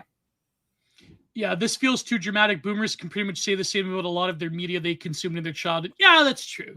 That's true. But then people were replying saying that's not true because like people are finding lost things all the time. It's just that like I think if you're like regionally blocked, like if you had like say you grew up in the UK or in Ireland or in Canada, where it's like you have English media but not accessible to Americans, that's usually the key. If it's not accessible to Americans, chances are it can get lost to time. You know what I mean? Like potentially. Yeah. It's not there's like not enough syndication. Well, and there's also not as many things being filmed over or being burnt in a storage fire of film reels or anything like that. But I mean, that's a whole other conversation we're gonna have for a future episode talking about like, the lost media obsession. But I'm gonna go to the super chats now because it's almost 10 o'clock and I got things to do tomorrow. So let's go head over to the YouTube ones. I do highly recommend that if you're going to send over a super chat, please use the entropy link that is the pinned comment in chat. It's also down below. If not, YouTube is fine. Give this man your money. Sneed the super chats. I used to do I don't even know what that means. No curtain. Unsolved. The unsolved mystery guy. Unsolved mystery. Oh, I remember. Oh, there was another lost Canadian show. It was a parody of like Coast to Coast AM. It was called The Fifth Quadrant with Garland Freeland, where it was like these like fake conspiracies. Oh my god, Gio, Lost Media Geos just can't find it on Tubi. But title of my YouTube videos is Lost Media, so they get 100 times the views. Yeah. There will be streams. There will be live streamers that are like the Twitch video recording original or da da da da da. It'll happen. It'll come. These things evolve. Yeah. But if anyone, if any leaf in the chat remembers The Fifth Quadrant with Garland Freeland, I've been bashing my brains out trying to find this show. It just doesn't exist anywhere. I even thought of like calling the main actor or emailing him, Lee Smart, to like be like, do you have a copy of this show that you were in? But anyways, a comedy series. It's like fake conspiracies. Fake conspiracy. It's like it's like a mock. Man, it's already on like it's apparently well known on Lost Forgotten TV. Really? There are people asking about it. Let's see. Whoa. I'm sure you're not the only one. Pickle Plus. I probably shouldn't be opening strangely. About 30 minutes per episode. Yeah, no place to stream it. That's interesting. Well, now you've got yourself on a weird rabbit hole to go down and look for. Yeah, I tried. It's hard, man. Oh, I'm sure. Because like a lot of Canadian media has been lost to time, you know. But, interesting. Okay, well, let's go onto the super chat and we'll just call it a night here. We'll be live next week, which will be the 1st of July. Look at that. Oh, that's our 4th of July in Canada, by the way. Ah, well, there you go. That's the 1st of July for us. Bro, torrent. No, Gio doesn't know how to torrent. You kidding me? Gio doesn't know how to do torrent because every time we do look up TV shows, Gio always messages me in my Telegram DMs that he's like, Prude, I need you to download this movie or video for me. And I can't believe that as a 30-something-year-old millennial, Gio doesn't know how to do. I found Sexy Beast on BitChute. I'm gonna review that soon. The Fifth Quadrant. Let's go see if the Pirate Bay's got it. No returns. Wow, that is interesting. And it could be that some torrenting is illegal, Gio. It's bad. Don't know. That's why he asked me to do it behind my VPN. So let's go ahead. Maybe I imagine the No, I didn't imagine the show. There's an IMDb. Imagine the show. There's Gio's own analog horror. All right, let's go.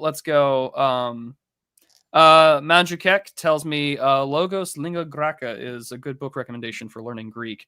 I will go try and find a paperback or a cheaper copy because I looked it up after I saw that super chat. Oh, my girlfriend has a copy of that book. And it is $41. So I'm going to go try and find... Oh, I could probably get it used because it's like half off, paperback for $28. I'll go look into that. I appreciate it. So I will go do that. Analog Horror is Gio's Locker. What was the one in the DM group that I was kicked out of, Prude, that you found hilarious? It was I'd have to add you back. I did add you back in. I don't remember. I'd have to find it. No, the other one. It was I forget what's. Oh yeah. When I burned my mouth on those like pizza pocket things. When I was the pizza rolls. I burned my mouth. I burned my mouth. Anglo-Germanics conquered everything, and our ruling class is fucking it up now just to give everyone else an opportunity to catch up. Yeah, suicidal altruism is a terrible thing, and it's not even altruism at this point. It's literally just they want you dead. It's that simple. I hate to do the old dissident thing, but like, yeah, they want you dead. It's not. They're honest about it. ML Wiz says, put the geopolitical takes in the bag. That was pretty. I was being a bit too harsh on Future Moldovan. I was being a bit too harsh. Put the takes in the bag. Another thing I've stolen from PPP, where he said that about the quartering. He's like, put the woke Disney takes in the bag, sir. I thought that was funny. Woke takes in the bag. Disney Media takes in the bag. Nostalgia takes in the bag. Now, we went the whole gamut tonight. We did everything tonight. We did just about everything that we like talking about. Yeah. Man, you want your nostalgia? Here it is. If you're nostalgic for a show that's only been around for 2 years. And Luthemplar says, I'm in trouble. It looks like it, Luthemplar. So all of our New Yorkers out there, he lives in New York? Yeah, he's a New Yorker. It's rough. Favorite TV show is Lost Media as a zip file that sits in Gio's DMs gathering dust for 6 weeks. That's probably true. DA greatest hits. So true. Sex Freakman. So true. I wonder what is Dime Square going to go for Cuomo? Probably. You know, I was wondering what that would probably lead to. Like, imagine like they did you remember? So for those who are old enough to remember, do you remember the old like Obama girls thing? Yeah, you know, from 2008. Like, okay, you're gonna have that, but it's gonna be like every washed up e-girl desperately throwing their weight behind Andrew Cuomo. Like the Cuomo sexual will come. Dash is gonna have the Cuomo sexual T-shirt. Yeah. Because I've now spoken this into existence, I will go promptly run into a moving train. I thought this show started in 2022 for some reason. When did we? Hold on, I'll just go to the Digital Archipelago playlist. It probably was 2022. Yeah. Probably. I left Break the Rules when the SMO started. Sorry, the war. I was told that the SMO is a propaganda. When the war started. Special military operation. Playlists, real quick. I will tell you exactly when we started. Updated. Let's see. Me Magic started 2 years ago. Yeah, June 30th. So we are on the next Monday is the 30-year anniversary of the show. Whoa! Wow, we've been doing this for 3 fucking years. That's crazy. That's crazy. I'm not a pervert. I'm just Italian. This works for Gio and Cuomo, by the way. I think when Cuomo said that, I'm like, well, I know he's like a lib or whatever. This show has been going for 3 years. Wow. That's wild. That's wild. Well, in all fairness, the war has been going on for 3 years. That is true. That is true. So... Mamma mia. That is also true. Yeah, Lola Templar, it certainly looks like you're in trouble. That's for you're darn tooting there. All right, so Troy Amonga says, he says, I've already spurged out in the chat enough to have a serious question. Just happy the show is back, even if just for a little bit. No, it's back. The first hour of Zillennial nostalgia makes me feel like a boomer. What did we talk about for the first hour? What did we touch on? Cults. Oh yeah, well, cults. Yeah, the nostalgia stuff came like towards later. Zillennial nostalgia. I don't know. Oh well. Yeah, we'll see. We'll find out. Nevertheless, we're happy that we're back. The show's not back for a little bit. It's back for a while. And then subject to change just says loyalty, and he's got the Jordan Peterson PFP. So I'm not going to do the Jordan Peterson. Subject to change. There was a great wrestling documentary called Card Subject to Change that I believe you could still watch it on Plex. but it was very tragic because it goes over the life and death of Trent Acid. Trent Acid was one of the best indie wrestlers ever. And it really, like, that documentary shows, it's kind of like, if you remember that documentary called Beyond the Mat, it's like, it shows like the dark side of like what it really means to like live as a wrestler, how like very fucked up and lonely and depressing it actually is to be an indie wrestler. It was a great documentary. They interviewed Kevin Sullivan, but they also followed Trent Acid, who unfortunately died of a heroin overdose. And Trent Acid, he was very popular in CZW and in Ring of Honor. And if he would have lived, man, he would have been up there with like all those like indie darlings that then later on went to WWE, like CM Punk and Kevin Owens and Seth Rollins. He was of that generation of wrestlers in Ring of Honor and CZW. But unfortunately, like, his demons got to him, and he could have been big, man. He could have been really big. So that's a great documentary. Look up. It's called Cards Subject to Change. Very tragic, but very well done wrestling documentary. It's also really hard. I think it's hard to be an indie anything. I mean, just look at all the indie artists that are trying really hard not to be furry porn artists. I think that's a real tragedy for them. But continuing on, Serbian Cat says, nah, Night Owls is probably talking about the New York City election and how Nightmare Friend is going to make a Cuomo ad. If Nightmare Friend or Nightmare Efsler makes a Cuomo ad, that would be amazing. I can't wait. I hope it does. Charlie Mackey says, good evening. I hope you are all well. Well, good evening, Charlie Mackey. I hope that you're doing well as well. Sam5153 says, the Eternal Sneed. What a week of nothing happening. If only we had an army of Kitbogas protecting us from Indian scammers. Yeah. Yeah. Like, so there was what was it? Like the Scammers Revenge, that big YouTuber that does like scammer payback or whatever. Yeah, that guy. Yeah, that was where the Do Not Redeem comes from. Scammer payback. It's literally him. He did a whole, I think last November, he did a whole Wired magazine like Q&A session. And I'm thinking to myself, why can't U.S. Cyber Command just do his job? But with like military force, like we've located the like in Ranjesh province, and like there's like a predator drone ready to strike. You know, like that's what we should be doing, is putting the fear of God into these scam call centers with just like a predator drone. But like we don't do that, which is terrifying. Like that's what the military should be doing. That's just me. No, Cuomo conceded? No way. Did he? Oh wow. That's crazy.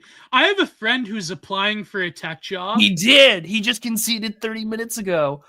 Oh my God. No. Oh, the Chapo mayor of New York.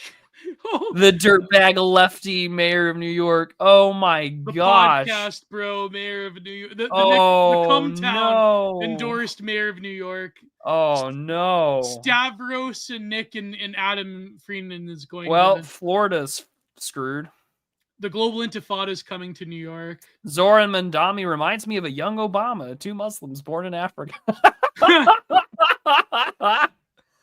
Oh man, what a banger tweet. Thank you, Barack Obama. The Cumtown Hall. Oh man, yeah, it literally is. That's so depressing.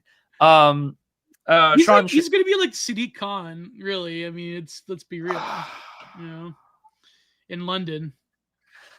Good Lord. Sean Schaefer says, this anime reminds me of the first anime I ever watched, Angel Beats, which has a similar idea of reincarnation and afterlife, but in a funny high school setting. Man, well, Sean, the Japanese love their high school, don't they? They really do. Cormac McCarthy, is that you? I'm here to tell you that your high school romance, it's never too late to start. All right, well, I think that wraps up the super chat. I was going to ask, Prude, what would be the leftist, like, what would be like the Democrat Party equivalent of Holden Bloodfest? Of Holden Blood Feast? Blood Feast. Man, that's a great meme that died after some of the strikes on Iran. Like, it showed the grave site of Holden Blood Feast. Was it Gary that said, imagine Holden Blood Feast is happy? Yeah, imagine Holden Blood Feast happy. I mean, he is. That's for sure. Yeah, but like I feel like Florida's fucked because there's going to be another like COVID-esque like exodus of rich people trying to get the hell out of there. Oh, yeah. So that's for certain. I don't know who is the Holden Blood. Who's the most like hawkish Who is the most hawkish Democrat? Well, technically, Obama was the most hawkish Democrat. But, yeah, but I mean, like he has to be an old guy. Most hawkish Democrat. Chuck Schumer. It's I don't know. Like who's our notable? I'm just trying to think of. Well, every Democrat basically wants boots on the ground in Ukraine. So. No, yeah, I mean I get that, but like, Hillary. Joe Lieberman. I mean, he's not in the Senate anymore. Oh, that's a blast from the past, Joe Lieberman. Bob Menendez was a good example. Yeah. But I can't think of like the most well-known. I mean, technically Michael McFaul, I guess. Oh, that would be a good one. Michael McFaul or Samantha Power. Like it's funny because like I don't think of Holden Bloodfeast as like a man when it comes to Democrats.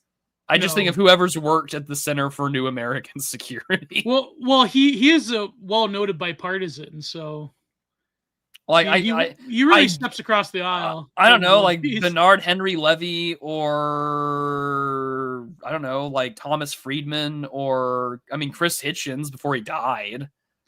Yeah, that's probably because Chris Hitchens, he like preempted the Obama years of like humanitarian intervention. I just think of like no. Of course. Why would she escape my mind? Why would I even not think to mention her name? Who is the lady who was in Ukraine during 2014 and all that jazz? What was her name? Victoria Nuland. Victoria Nuland. There's go. There's the Holden blood feast of the Democratic Party is Victoria Nuland. I'm glad I could answer your question. That was a good question though. I like that. That's a good one. The rich yacht Israelis are sailing to Cyprus as we speak. Oh my God. That's true. I'm from Connecticut. Lieberman sucked. I'm so sorry. But you know what? That is true because Chuck Schumer's a great Palestinian senator because he called. It was Trump that took away his Jew card or whatever, and then Pat Casey got like retweeted. No, but the thing is, like, okay, I mean, you people. You know my position. You know that I'm. Are you chugging vodka? Are you having? This is you having a little bit of booze? You having a little bit of booze? No, this is actually coffee, iced coffee in here. Iced coffee. No, like. What do you mean by funny? You can never trust weebs. No, but I was gonna say like I'm probably closer to, Mamdani's position on Gaza, but like. I think that obviously him being the mayor, I mean, yes, he will. I mean, listen, him winning tonight probably does have a lot to do with the events of the past 2 years. No way. You're telling me this for the first time. Well, no, of course. I mean, anyone can see that, right? But I think like as a mayor, he's obviously going to have to moderate because of course. Yeah. So, I mean, I obviously like he's, not that I say like, of course, like, as like I'm critical of capitalism or whatever, but like, let's face it, like he probably is going to feed into like the worst, like id-driven impulse of the Democrat Party. And I think that I was actually, I think it was Woman Definer today that was talking about how the Democrat Party really is going through a crisis of identity, and they're still producing some of the like worst excesses of it. But I think the problem is that this guy winning will signal to other Democrats that they can basically rerun the 2010s after Trump is there. And they're not going to moderate. They're not going to bring up, maybe they won't even bring up the great white Obama hope of Gavin Newsom. They're going to get somebody like AOC maybe. But I think that if the Democrats in the span of the next 3 years, if they do moderate, then I mean, 2028 is going to be a very interesting election. But I mean, if this guy is winning, though, it's going to signal to people that their constituency obviously is like a bunch of Zoomers now, and they have no impulse to moderate. They want to be more radical. Mm-hmm. So, because I think they've seen like the example of Trumpism, and I think that in some ways, of course, from a position of the political right, I mean, it's very concerning. But I mean, who knows? Maybe that like the older, like, ossified liberal political spectrum in America, maybe its days are numbered if the Democrats are going to be just as extreme, or rather what they perceive as the extremism of the Republicans and of Trumpism, even though Trump is largely aligned with, not largely, but he is a step in the right direction of breaking that system. But Trump basically, in a lot of points, is, more an upfront version of the conservatism that people have believed in for generations. It's just the marketing of Trump for the past 10 years in the media has, he'd become the great boogeyman and demon of the left. So I think that the response to it, rather than the reality, will radicalize them. And it's like, you know what I mean? Like the consent manufacturing around how, like, quote unquote far right Trump is, or how he plays in the far right element. I think a lot of that is basically overplayed by leftist media, but that in turn is going, this is an obvious point, I'm not making a groundbreaking political analysis, but it's pretty obvious that they're going to radicalize the Democrat Party in 2028. So who knows what's going to happen? Or they could moderate, or they could become like Bill Clinton technocrats. I think there's a wing of the party that wants to be Bill Clinton technocrats. Yes. I don't think the desire to have a moderate Bill Clinton, smart, sexy, and savvy technocrat can win like they did in the 1990s because of the current demographics of the Democratic Party. Because what is the demographics of the Democratic Party? I don't know. The entire conflict.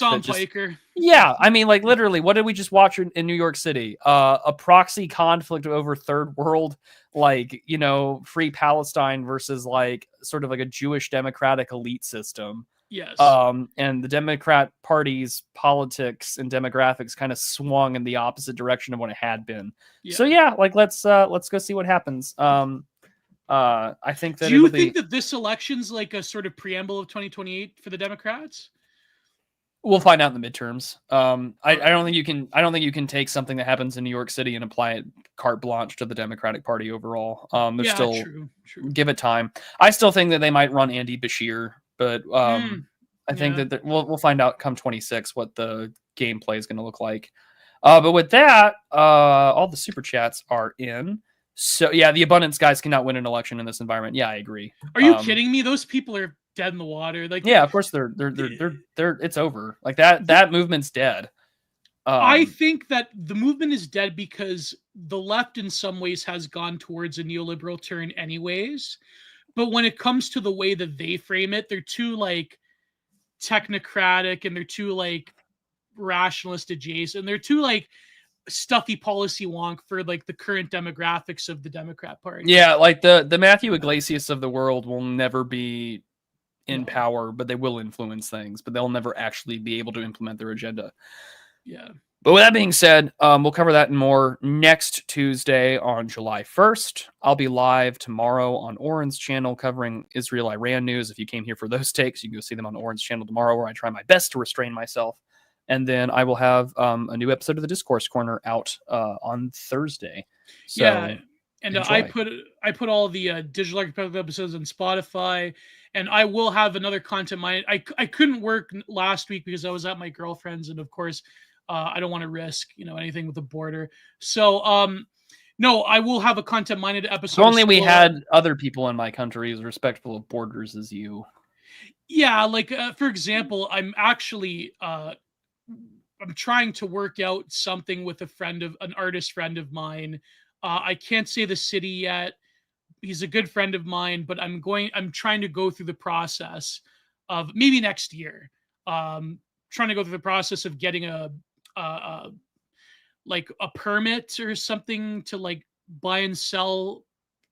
It's not like a work visa, but it's like you can go and buy and sell stuff. It's like what do they call it?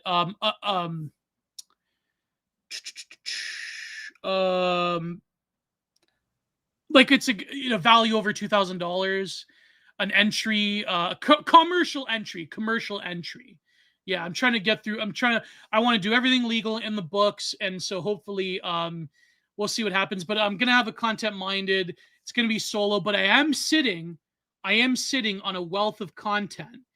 I have a Zach Brown interview, so that's the friend I'm referring to. We talk about his artwork and everything, and I have a bunch of people I interviewed to review House of Leaves. And I'm actually going to be interviewing Jay Burden soon. House of Leaves. But the next episode I'm going to probably talk a little bit about like the whole like art right thing, and I have a bunch of movie reviews as well. I'm doing this mega review, this Jungian Nietzschean review of 2001: A Space Odyssey. It's going to be incredible. So, and next week for Digital Archipelago, I think before we took a break, I think I said I floated the idea of reading Art and Fear, or at least a chapter from it. That's fine. That works for me. Yeah, I have a bunch of other ideas. Well, we'll come up with this. Yeah, we've got time. We got a week. Yeah. But all right, gentlemen, we will we'll see you all next week. Yeah.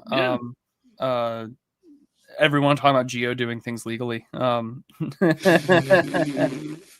It'll be good. It'll be good. Yeah, we'll be back next week live. God knows what we'll cover. Gio and I will figure it out within like the last 2 days before the show goes live, because that's what we always do. I'll have a new video out next Thursday, and if covering Halo nostalgia and the early 2000s of video games. Groiping legally. Yes, that's what we're here for. You're finally doing the Halo video, Bruce. Yeah. Well, what do you think that 44 gigabyte video recording was for? I recorded some playthroughs. So with that being said, we will see you all next week. God bless. Goodbye. Too sweet. See you, gents.